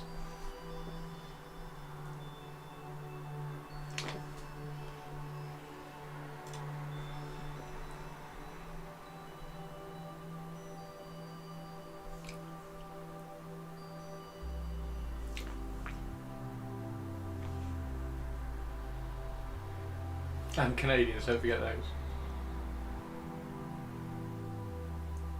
Yeah, I just want to see like a Hollywood script. I'm trying to think if there are any. Are there any kind of Americanized Hollywood films that have been written by an English script writer?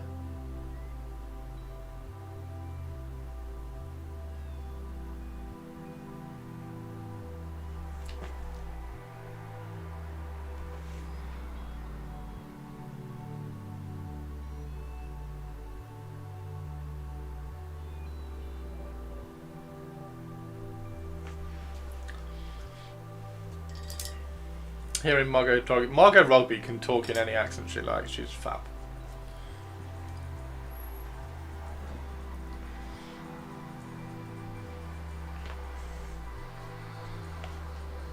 It's Jodie Comer is the one I like when she does her interviews in her Liverpudlian accent, and nobody can cope.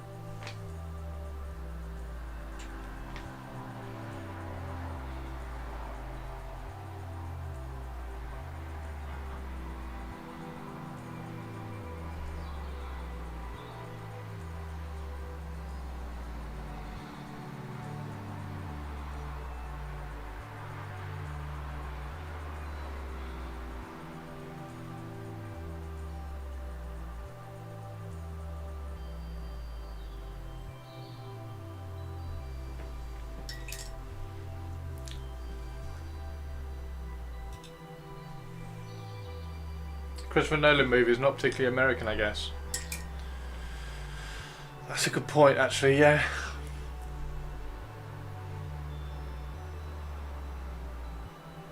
Yeah, they're very not American, are they?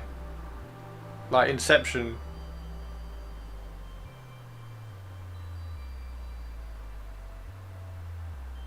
Yeah.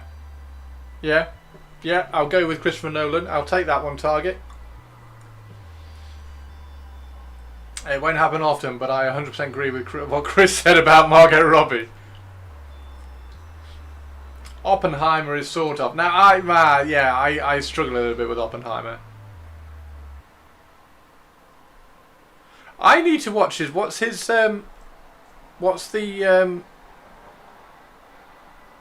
Dunkirk? Is it Dunkirk? I need to watch Dunkirk properly. Is Dunkirk all right? Possibly the best movie ever made. What, Oppenheimer? Now I want to hear Margot Robbie's Aussie accent. I will persevere then. Sexy Science Hannah, for you, I mean, obviously, because it's about science. For you, I will persevere through Oppenheimer. Can anybody remember what my favourite film is? Have you watched 1917? I watched Dunkirk in the movie theatre on my birthday, which made it amazing because of my grandfather hadn't gotten off that beach. I wouldn't have been able to watch it. Oh, amazing. 1917. Is that... I can't remember which one 1917 is. Is 1917 the... oh, it's the Sam Mendes one. Okay, so I need to watch 1917 and Dunkirk.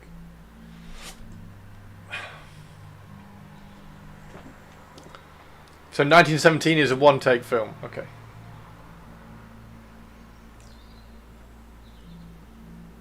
Oh, it's got Andrew Scott in it. Fantastic. I love Andrew Scott. Andrew Scott. Andrew Scott's Moriarty is one of my favourite villains ever. Ever. Hacksaw Ridge. Hacksaw Ridge is okay.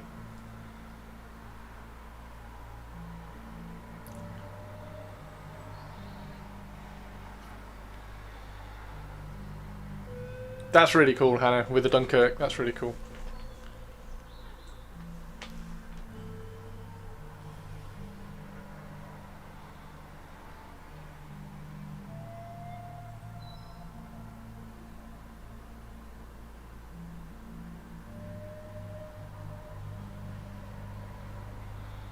I'd like to know, actually, it's Sinister, isn't it? Sinister is the one who served.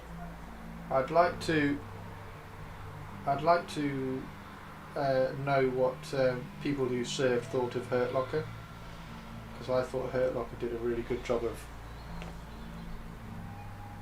highlighting some challenges when serving and things.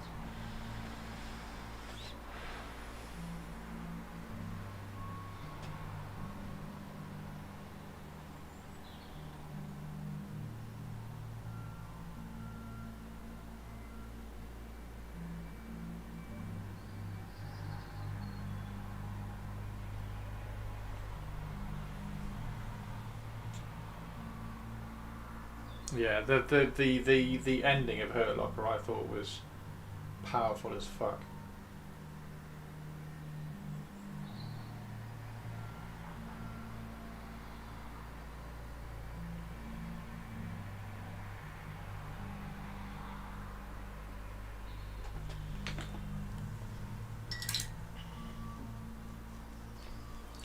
What time is it? Okay, so we've got about another hour, everybody, which is cool.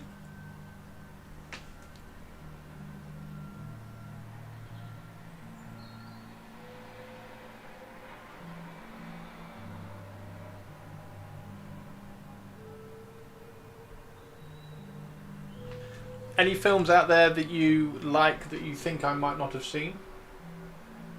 Any film recommendations out there?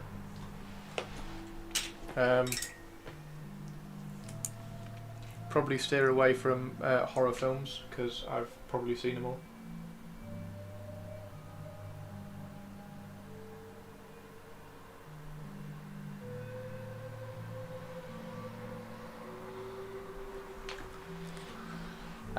Looking at getting a filament printer. Any reason I shouldn't grab a bamboo no, I love the bamboo stuff. I really want bamboo to send me one. I would love bamboo. Purple Spark has a bamboo lab, so if you want to ask her specific questions.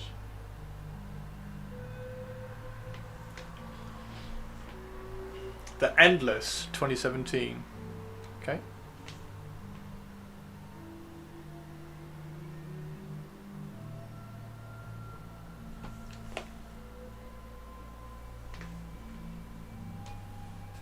Watch Evil Dead 2 again if you've already seen it.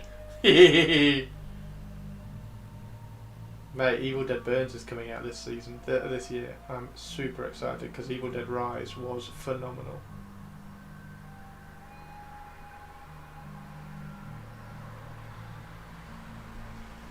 And of course all the classics of Night of the Living Dead.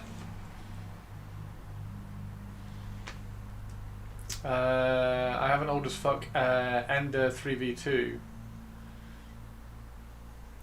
When you watch Dunkirk, don't go into it expecting an action film. It's a mass catching tension, fear, and what would I do if I were in that situation? No, I won't go into it expecting an action film. That's absolutely fine. Some of the best films I've ever watched are films that I have no idea what they are before I go in, like Fight Club.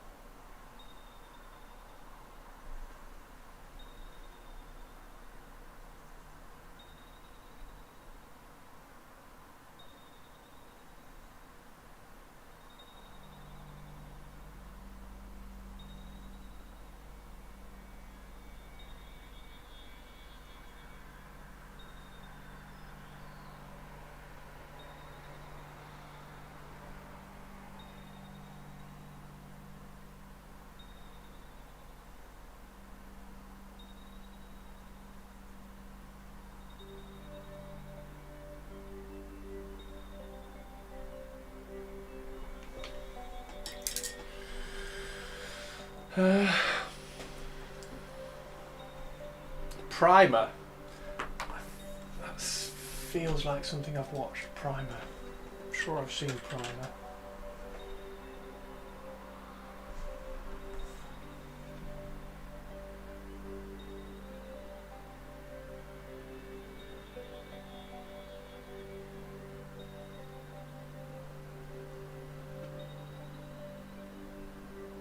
I'm sure I've seen Primer.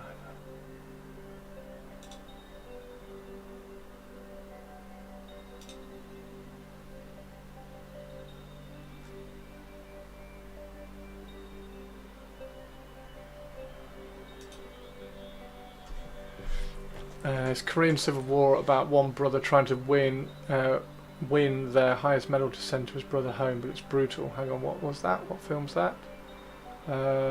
It's a Korean film called Brotherhood. Okay. Brotherhood. I've definitely not seen that one.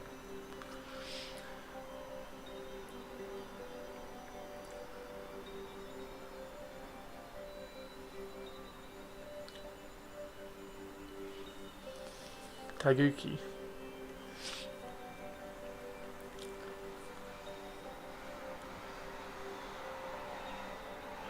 Sorry, Purples. I thought you had a bamboo.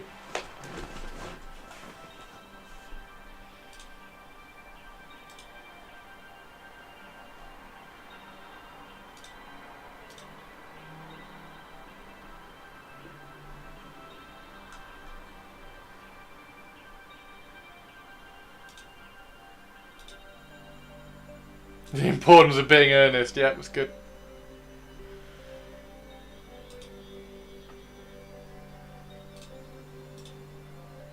Purples, your bases are up in your thing. Let me know when you've got them and I'll delete them.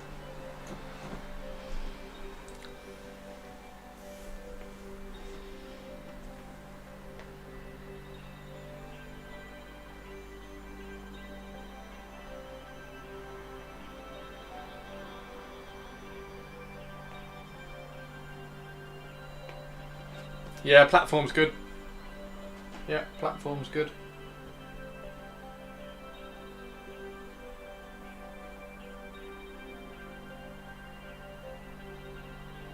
With the food that comes down.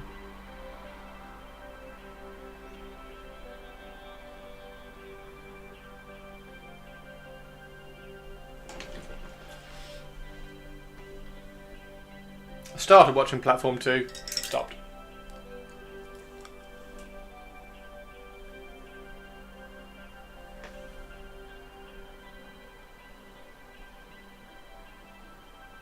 So that 56 Days series that was that has that Dove Cameron in it, who's awesome in it. That doesn't land the ending either. If you watch 56 Days, stop halfway through the final episode.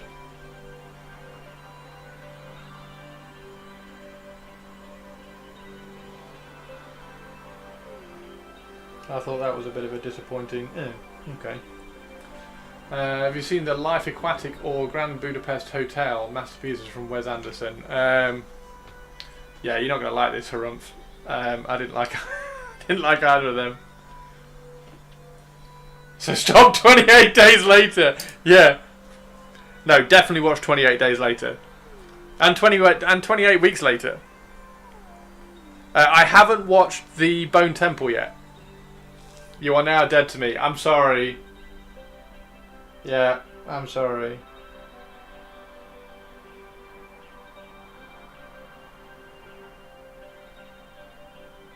There's certain types of films that I'm just like, just kind of tap out on.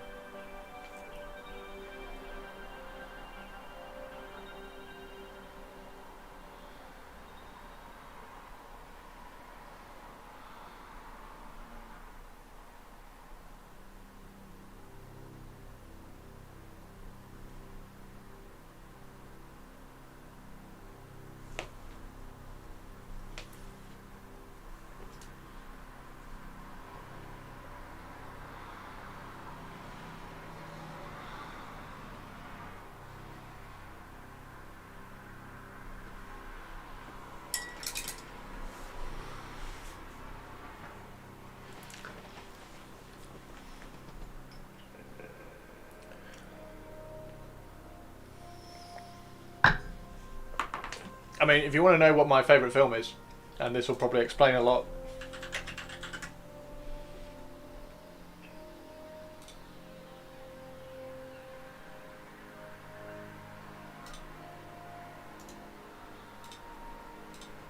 This is a scene from my favourite film.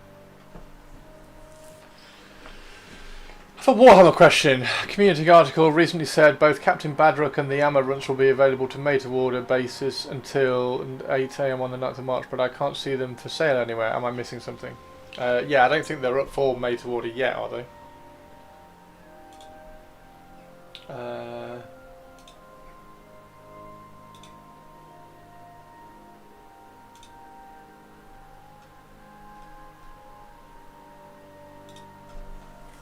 I don't think they're up for made to order yet.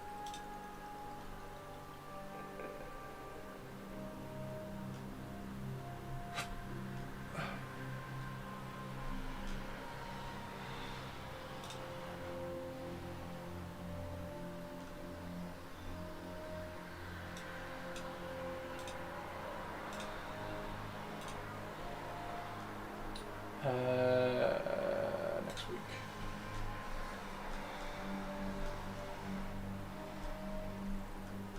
Yeah, next week. Next week. So yeah, you can get Badrook and really badly photographed grots next week. God, they're really badly clipped out. Check out the clipping paths on those, Stu. I don't know whether you do clipping paths with your photography and stuff, but yeah.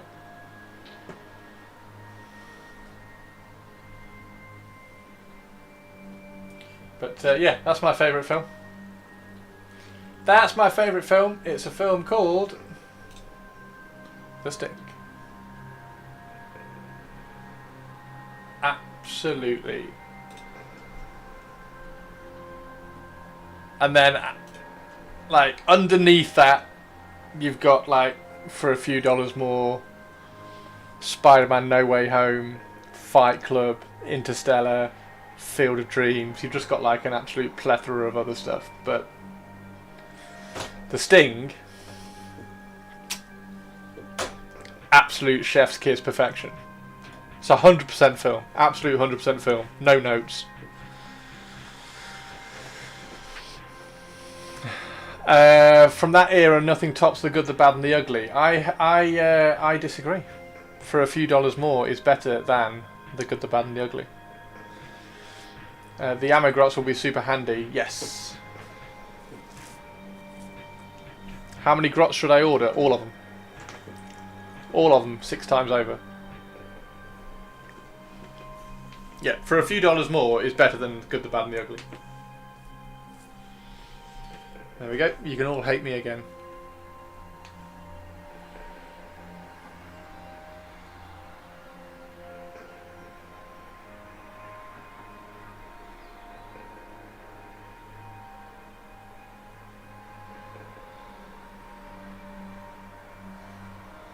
Mortimer. Douglas Mortimer.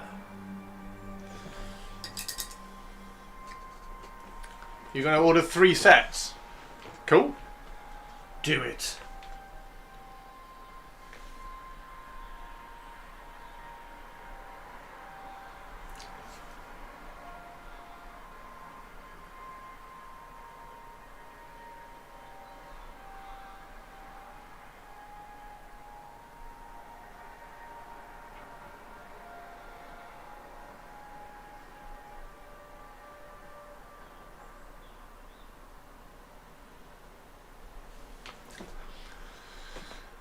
Good, the Bad and the Ugly soundtrack puts it over the top for me.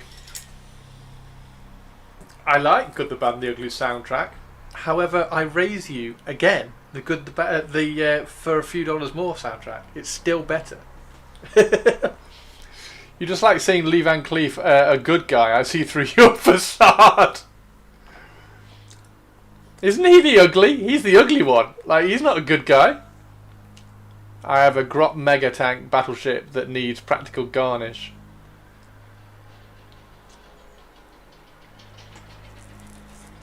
Nah.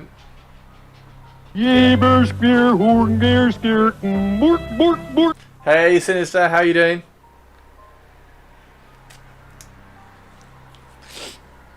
Yeah, true. He is the bad in the good, the bad, and the ugly. Lee Van Cleef is the bad. Tuco is the ugly. Tuco is clearly the ugly. Boo this man. Boo.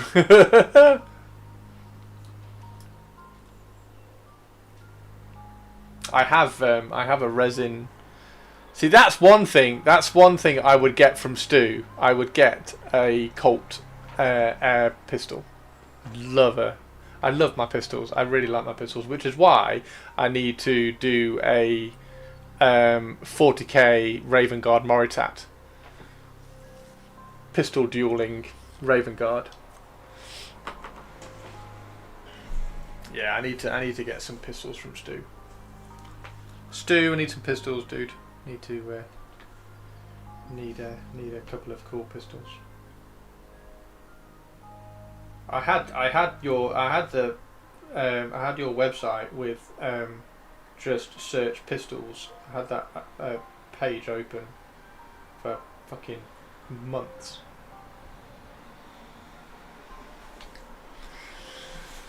Do the Votan have big revolvers, or is it just the revolver shotgun? Tuco is paid by Ellie Wallach. Eli. Big revolvers. I don't think they have any big revolvers. Who has the best revolver? Who has the best... There's a question. There's a question that we need to go to the Warcom site for. Let's turn this off. Who has the best revolver in 40k? Who has the best revolver in 40k? And is it, because obviously the one I'm going to go straight to is the actual gunslinger himself. Is it that guy? Does he have the best revolver? So is there a better revolver than that? Is there a better revolver than that? I'm going to open that one and open image and new tab. The other one I can think of is there's an AdMech. There's an AdMech one. Is it AdMech? I think there's an AdMech revolver pistol.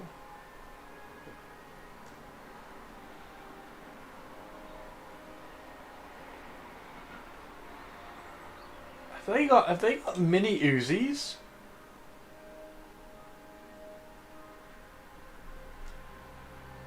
They've got mini Uzis.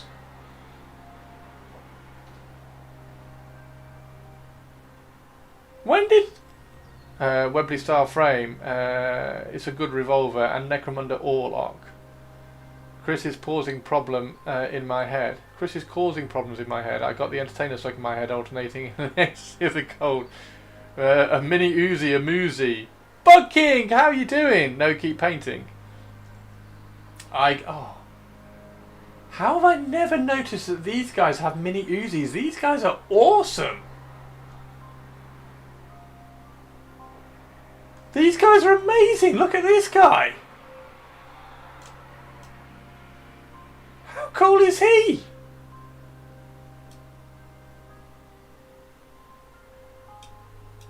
Why? How? What? How have I never noticed these guys? Does nobody ever take these? What are the Rust Stalkers? Oh, the Rust Stalkers are the ones with the... Yeah, there's a pistol. I'm sure there's a pistol in the AdMech somewhere because I used it on my... I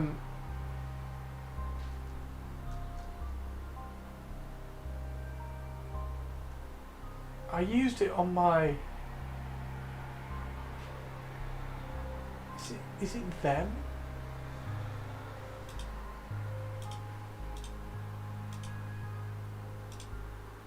No, it's not them. Who is it?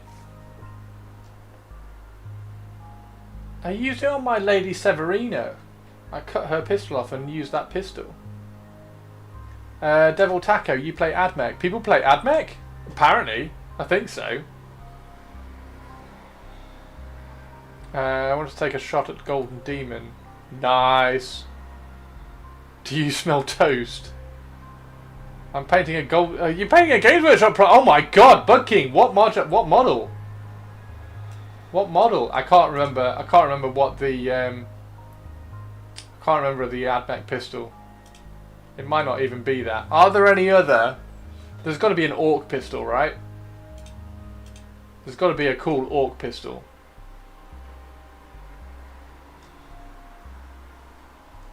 There's got to be a cool Orc pistol.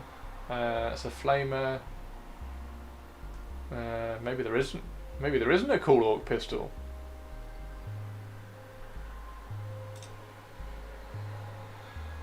This is all shit. This is all shit. This is all shit. Oh, that's that Big Mac. I need that Big Mac. Stu, I need that Big Mac. Holy shit! Bug King! Yes! Yes, Bug King! That's badass, man. That's really cool. That's really cool, dude. I love that. Look at this, guys. Man, how cool is that?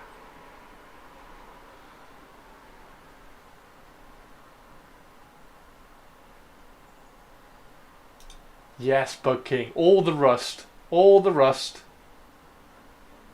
That's fab. That is fab, dude. Love it. Love it, love it, love it. Love it, love it, love it.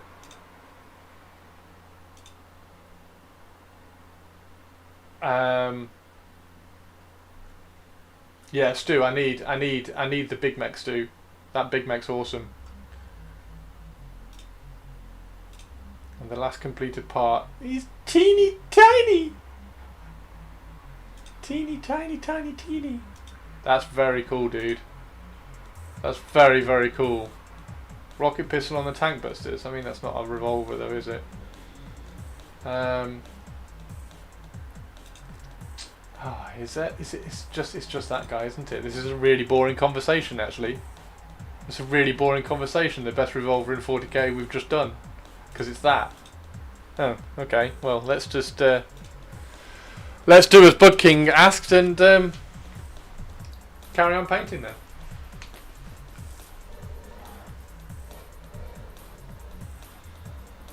Legions Imperialis. So we will just see if I get stuck in diorama or epic scale. Epic scale, I have a chance. Yeah, epic. It'll be epic. That's epic. There was that second rogue trader from the Blackstone Fortress expansions. Yes. Yeah, she was quite cool because she's got a little ammo thing, loading it up, hasn't she? Armies of the Imperium, Imperial Agents. Imperial agents. Imperial agents. Imperial agents. There she is.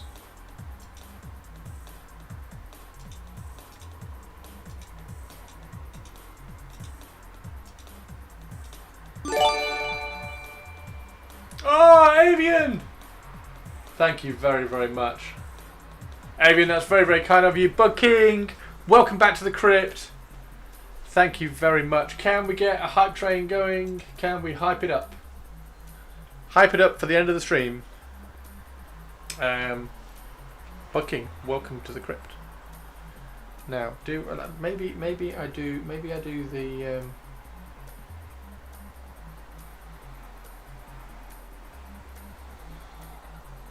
maybe I'll do the gems pink.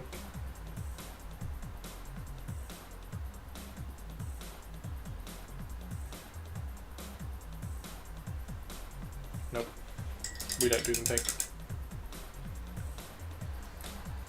Purpley Spark, can't be Purpley Spark spending all the money on subs. Oh, thank you, baby.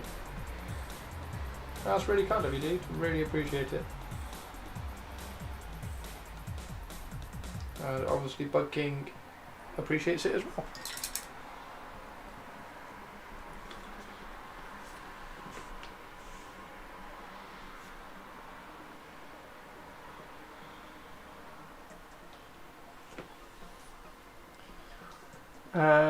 I will when I see he is on.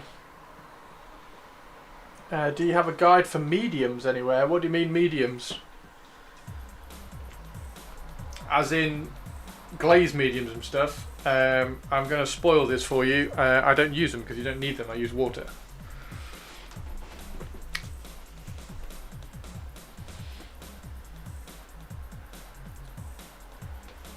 So yeah, glaze mediums and stuff are pretty irrelevant in mini painting.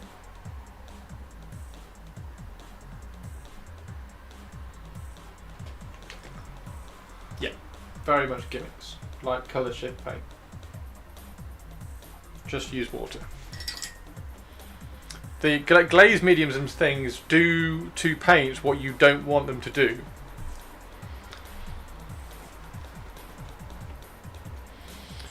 Use matte medium pretty frequently. That's because I use golden transparent paints, which are glossed. Yes, so golden transparent paints. I probably wouldn't use matte medium. I would probably use matte varnish. But yeah, same thing. Well, it's not the same thing, but same result.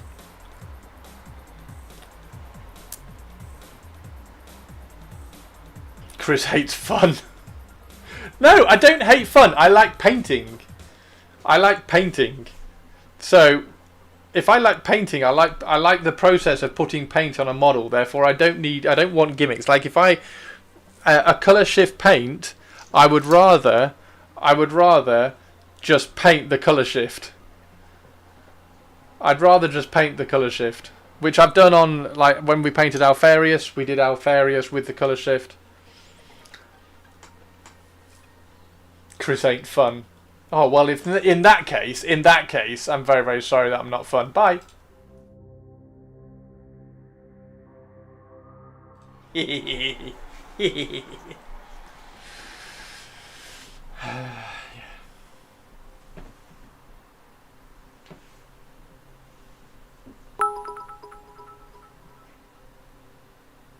LOL, fuck you, Christopher.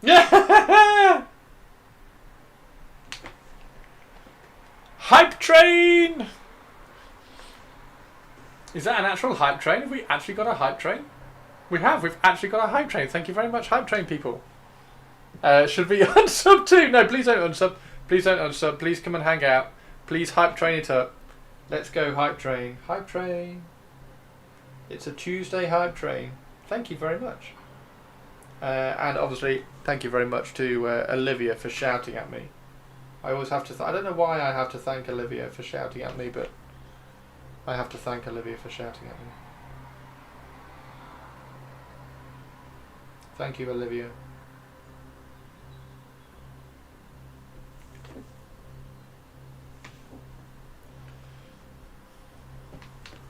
I will say that in drier environments, using retarder can be a game changer. It will allow you to actually get paint onto the model.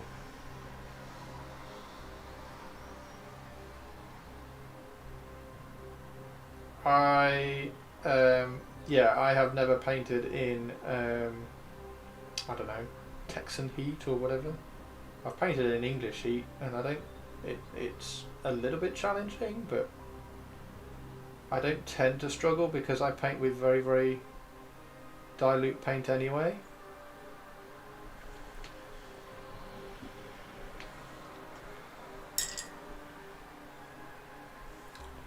Swedish winter is dry as fuck. I know, it's lovely, isn't it? It's lovely.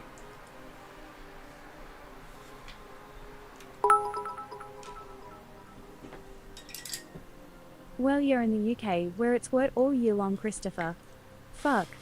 Moo. Tongue. Oh dear. Where it's wort. Yeah, it is wort here all year long.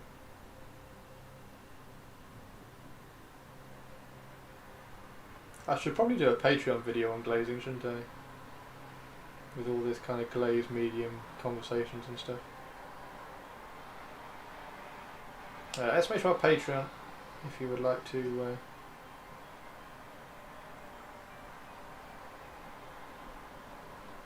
support and see some more videos.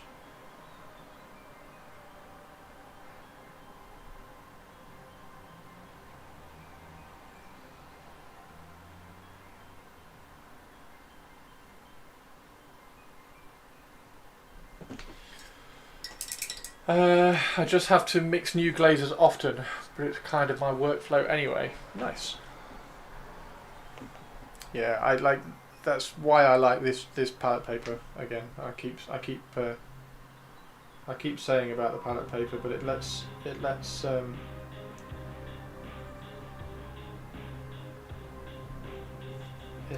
glazes and things just sit so much longer on the palette paper. It's lovely. Watching people mix a pool of paint. Do you want to see? I need to. So I did say I wanted to shift because I do need to do this. Shit, I can't pick up the palette.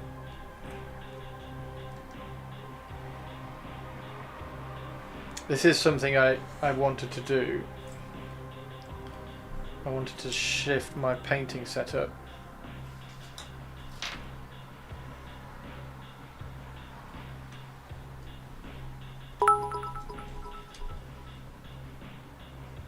Get a palette cam, Christopher. We've been asking for years.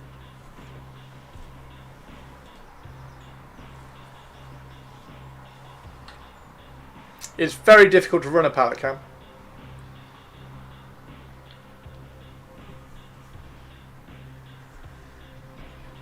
That's not going to work.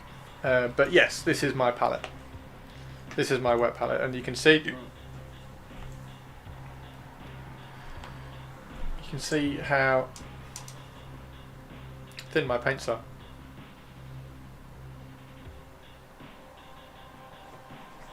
And my paints are very thin.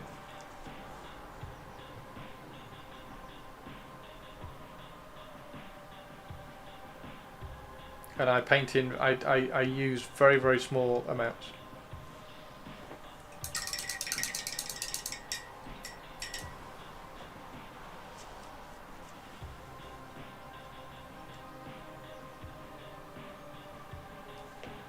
See, there's very thin paint.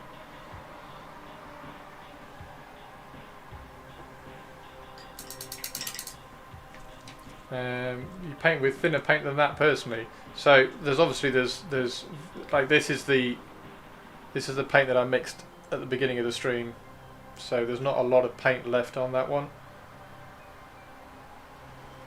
That's the recent one. So this is a really thin one. That's the black over there, which I've been using. That's a pot. That's a drop of paint. So that's literally fresh paint, which I'll pull out. That's dry paint, so that's been on the palette for a couple of days now, but I can still pull the paint off it because of the palette because of the palette paper.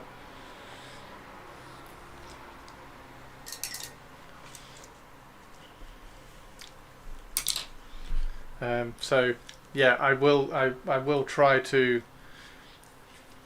I do want to sort out it's difficult to do a palette cam. It is difficult to do a palette cam. I will try and sort one out at some point, but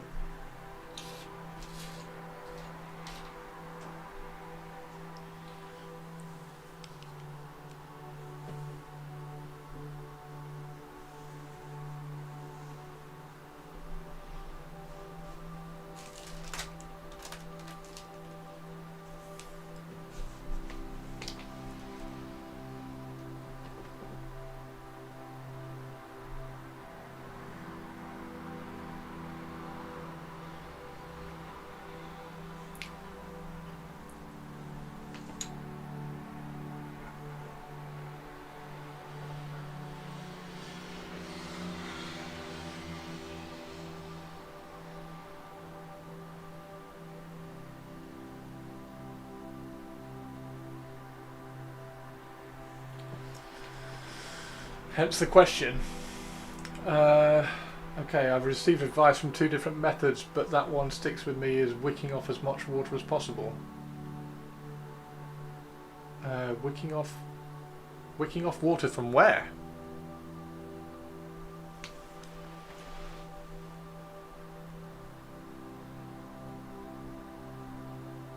Paint like that would be dry within a few minutes. You haven't seen how wet the palette is.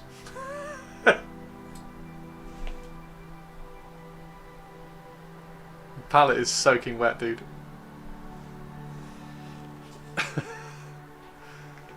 The brush, yeah, the brush doesn't have any. The brush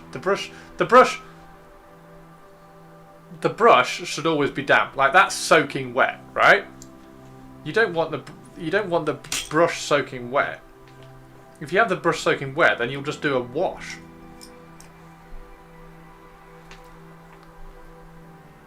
Like, the brush is damp. If the brush is dry, then you won't get the paint off it. If the brush is soaking wet, you'll just flood it like a wash.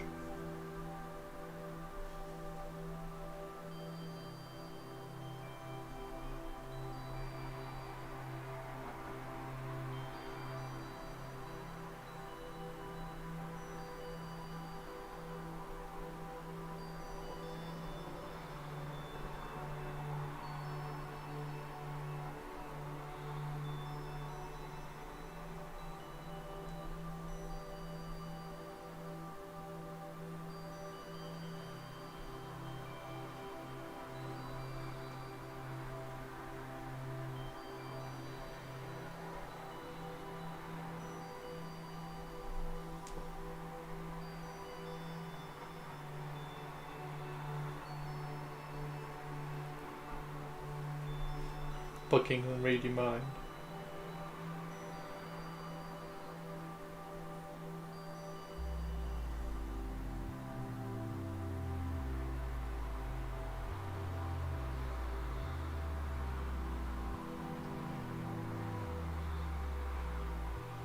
And obviously the thinner the paint is, the softer the transitions you can get and the less chalky the finish you can have. We don't want chalky finishes, do we? No, we do not.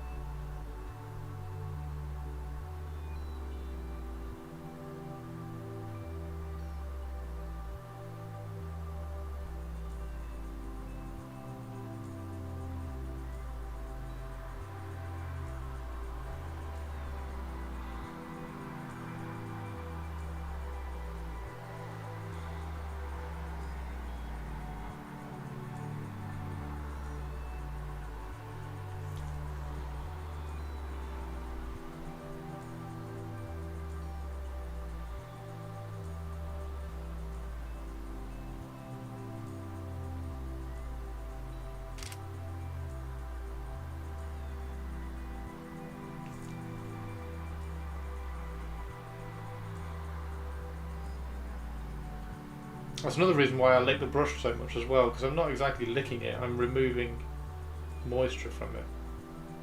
Because I'm squashing it between my lips.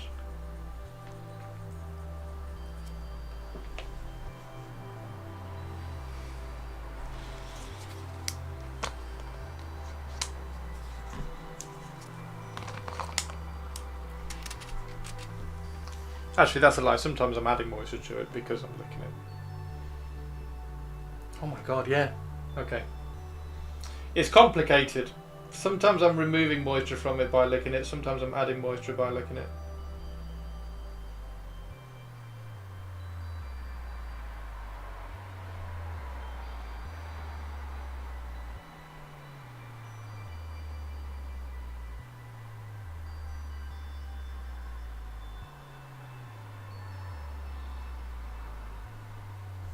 But yeah, I'm super glad I've changed back to baking paper.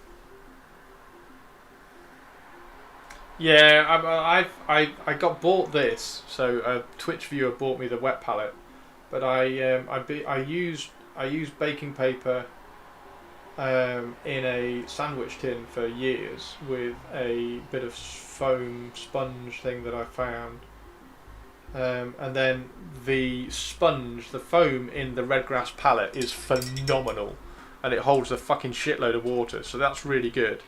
But I used baking paper on the top of the foam straight away. As soon as I got the palette, I was like, well, I'll just carry on using the baking paper because I really like it. And then because when you buy it, you get a set of the Redgrass palette paper. I tried it once and I was like, no, I don't really like it. And then anyway, a few months ago, I had one of those. Well, lots of other painters make it work, so there's got to be a benefit, so I'm going to try it. So I persevered with it for about 6 months and I couldn't get on with it. I just couldn't get on with the palette paper. The water absorption is completely different from baking paper. I just couldn't get on with it, and then I changed back about 3 weeks ago. About 3 weeks ago, I just changed back to using just normal. I mean, you've got fucking water on here as well that I can just pull out. It's so convenient. Anyway, yeah, I changed back about 3 weeks ago, and the first time, the first day of painting with just baking paper again, rather than the Redgrass palette paper. The Redgrass palette itself is phenomenal, but the palette paper I don't like. The baking paper is just absolutely rejuvenating my painting again. It's really weird. Always better off sticking with what you're familiar with, but then that you're like,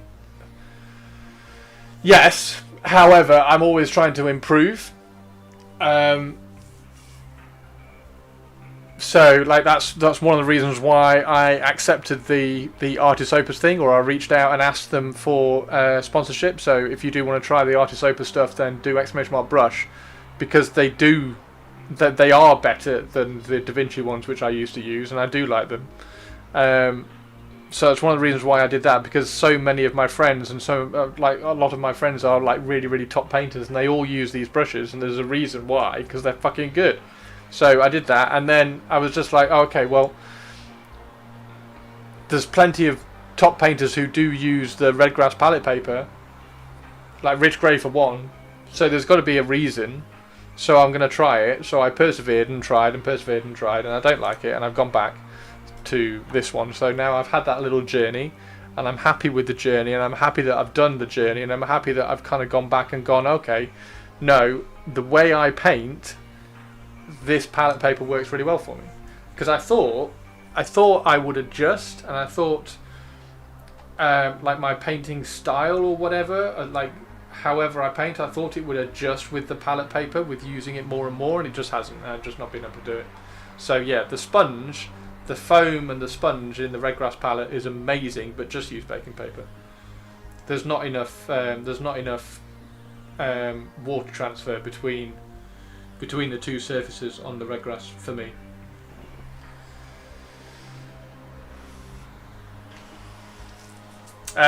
Series S and the Series M. So this one's a Series M, and this is just a Series. I'm just using a Series M at the moment because it's the one that's got the biggest point out of the ones, the best point out of the ones that I've got on my desk at the moment. Although having said that, I do have an S. I have an S00 here as well, although that's absolutely tiny. So I try not to use that one too often because this one's for, like, if I'm doing a Golden Demon piece, then I tend to use this one. But yeah, this one's a Series M. Series M size 1, which is, as you can see, pretty fucking epic on the point. And I've painted all of this with that. So yeah, exclamation mark brush in chat if you want to try some of the Artis Opus ones. And exclamation mark Patreon in chat if you want to sign up. I'm going to do a video on this on Patreon. But yeah, I will work out a way of getting a palette cam on, because I think A, it's important, and B,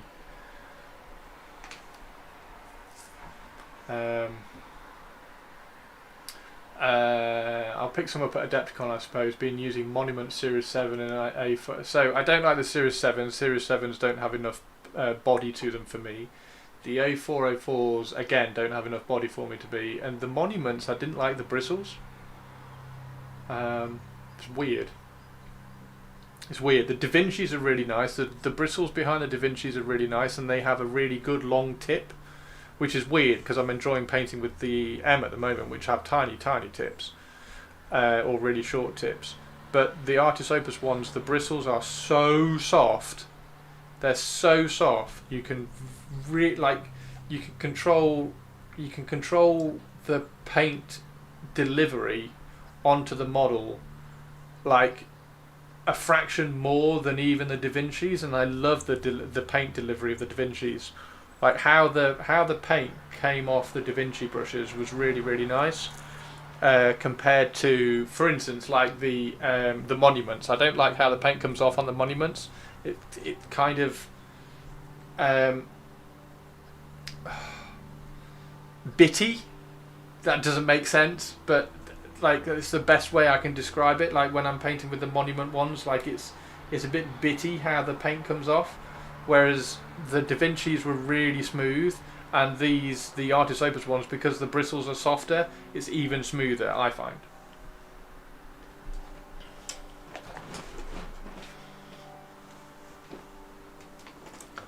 So yeah, I'm apparently really picky in how I paint. So these are lovely. The M is quite nice because the M has got slightly shorter, as you can see, it's got a slightly shorter tip, and it's got a much more aggressive tip to body, compared to like an S series where the body to tip is much longer and less aggressive. So the M series has got a little bit more kind of pushback. It's got a bit more pushback on the tip when you're delivering the paint.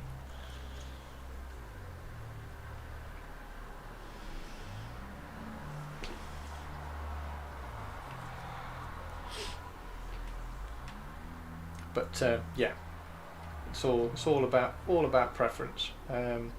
But also, I mean that's there we go. I couldn't do that. I could not do that on a Redgrass palette. I couldn't pull a tiny bit of paint out like that and thin it down and have it sit on the palette paper like that.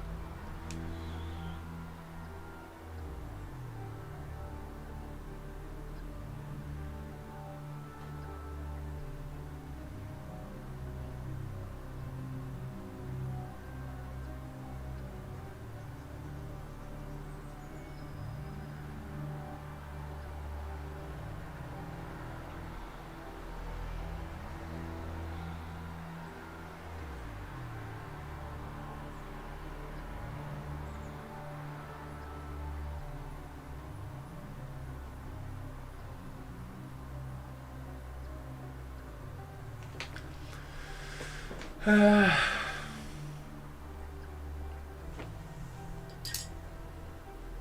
find which one feels best. Yes. So a caveat to that. A lot of painters. A lot of painters need guidance to how the brushes feel. Because there's a small percentage of painters who are painting like that. Like a lot of there's some painters. Some painters are happy with their level of paint skill, and aren't interested in improving. They're like happy with like, okay, yeah, I can paint like this. It's fine. Like I'm putting paint on. I can get them tabletop. I just want my models painted so that I can get them on the tabletop. That's fine. And then once you get the other kind of side of painters who are painting and are really excited to improve and want to understand how the different paints, brushes affect how the paint goes on the bottle. So, hey Leopard, how you doing? I'm doing a really shit job of explaining it.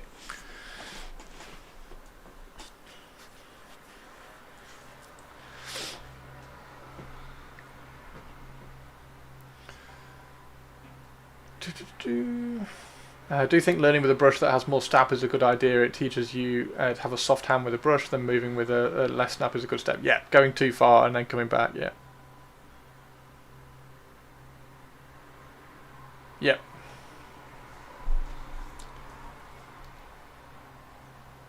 But I don't think anybody who... Like, I think these ones... I think the Artis Opus ones are a paintbrush which is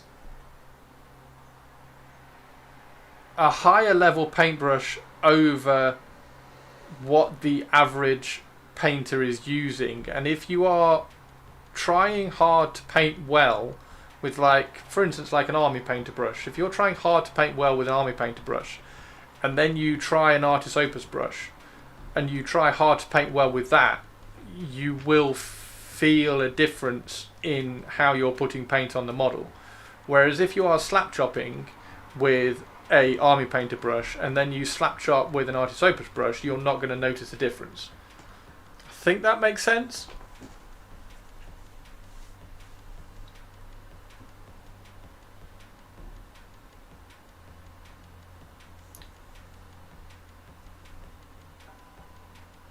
So the skill ceiling, if you want to push, if you're trying to paint, there we go, that's a better way of saying it. If you're trying to paint better and you're finding your skill ceiling is like you're hitting your skill ceiling at that point, or just before that point, like if you change to a better quality brush, then your skill ceiling,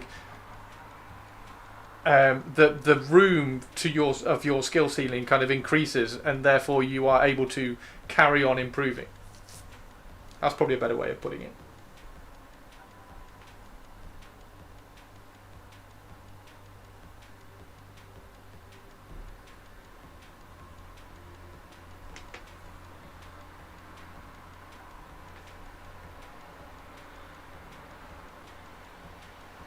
Like Captain Mannering has said that his the Artis Opus brushes have helped him, and I can only recommend and give reasons why I'm recommending, which is what I do.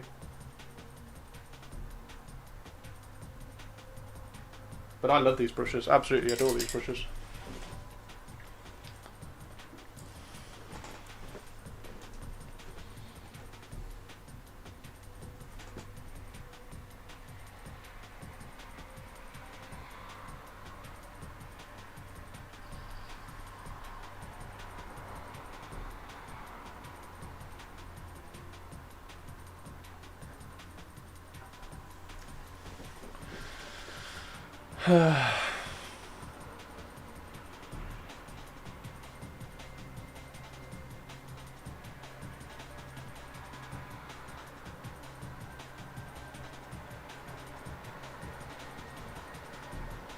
Is this the reason people prefer sable brushes over synthetics? So Sam Lenz paints with synthetics because he likes the stiffness of them. So it's the thing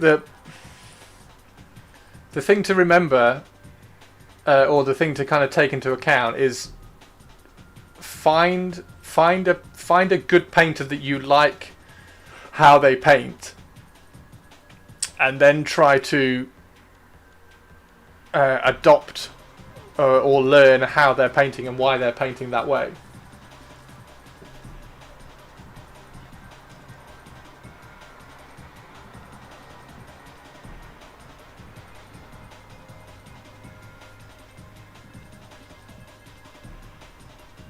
Yeah, you see, I don't like the 8404s are too stiff for me. I don't like them.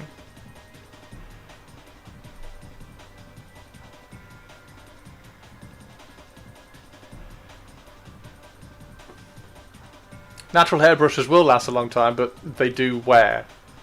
So that's the thing. Like people who say, "Oh, I've had this brush for 2 years," like they're not painting enough. If you've had a natural hairbrush for 2 years and it's still got a point, you're not painting enough. I typically keep a brush until I wear the tip off, and then it goes into base coat brush, right? Mine lasts about 6 months. Yeah.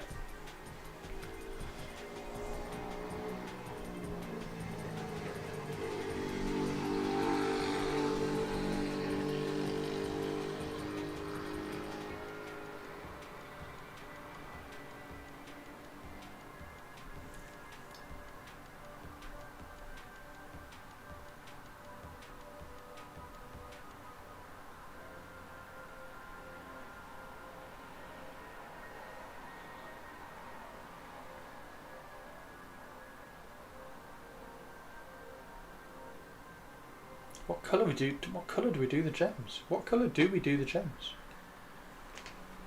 It's an interesting one. What do you do in the bath?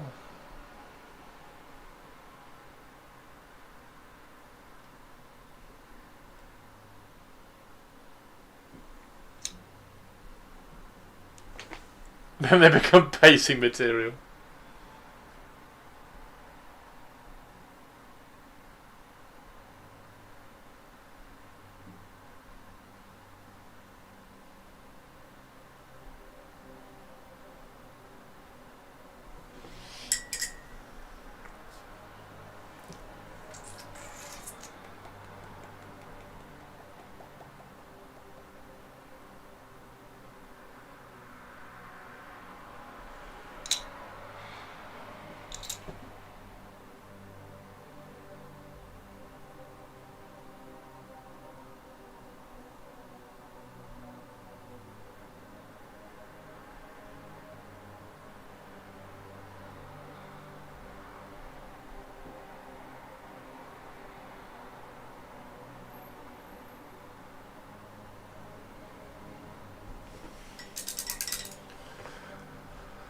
Pink or purple, proper punchy magenta,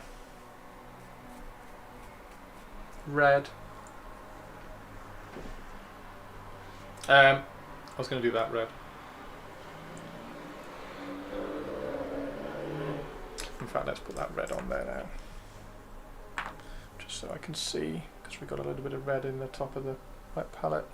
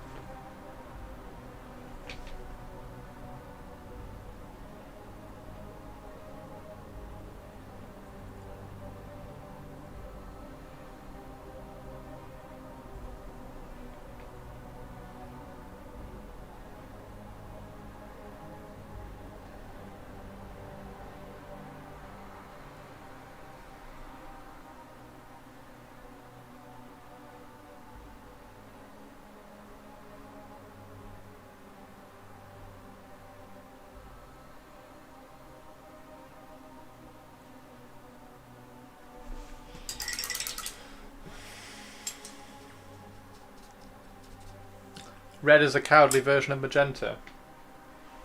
Not when your colour scheme is dark red and turquoise.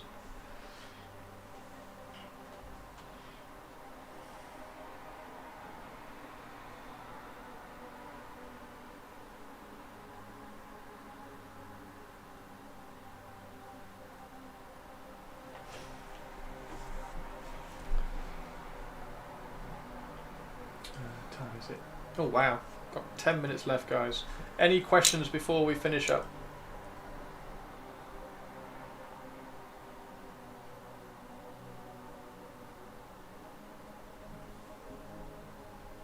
And we will be back tomorrow, and then, like I say, we have Thursday, or I have Thursday off.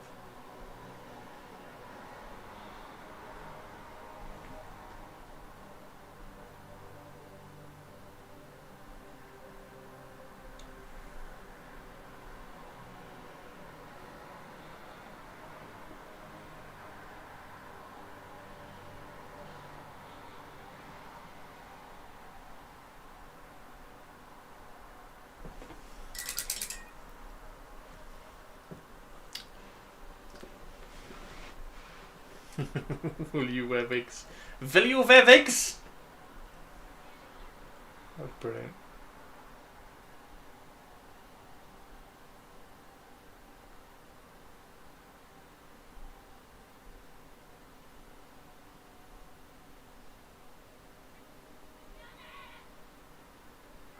Probably one of my favourite celebrity interactions ever.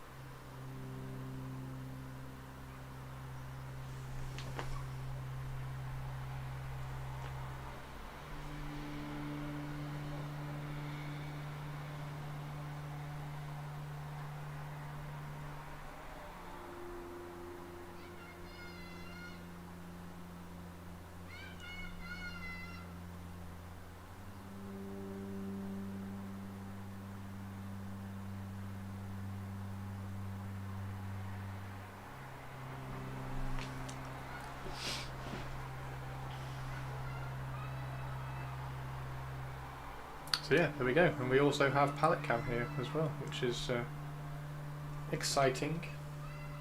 Or at least I think it's exciting.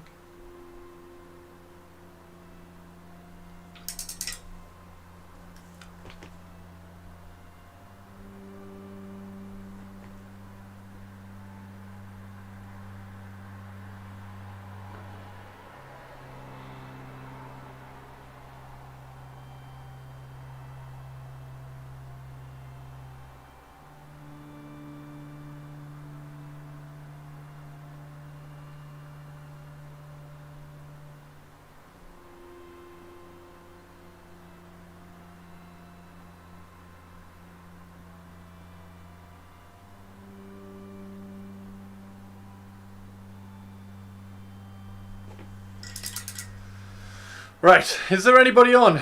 Is there anybody on that you would like me to raid?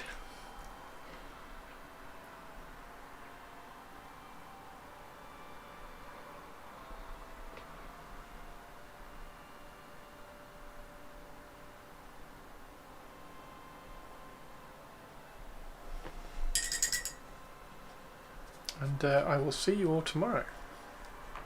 Thank you very much for being epic, everybody. Thank you very much for being epic. You want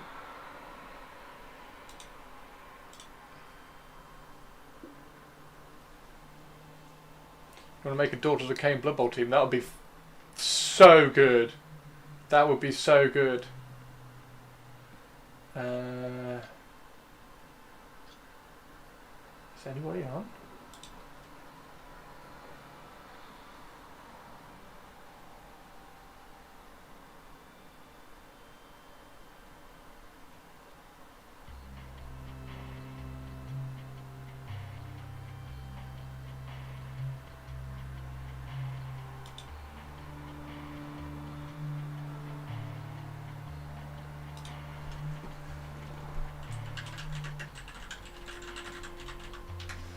Right, catch you all tomorrow, everybody.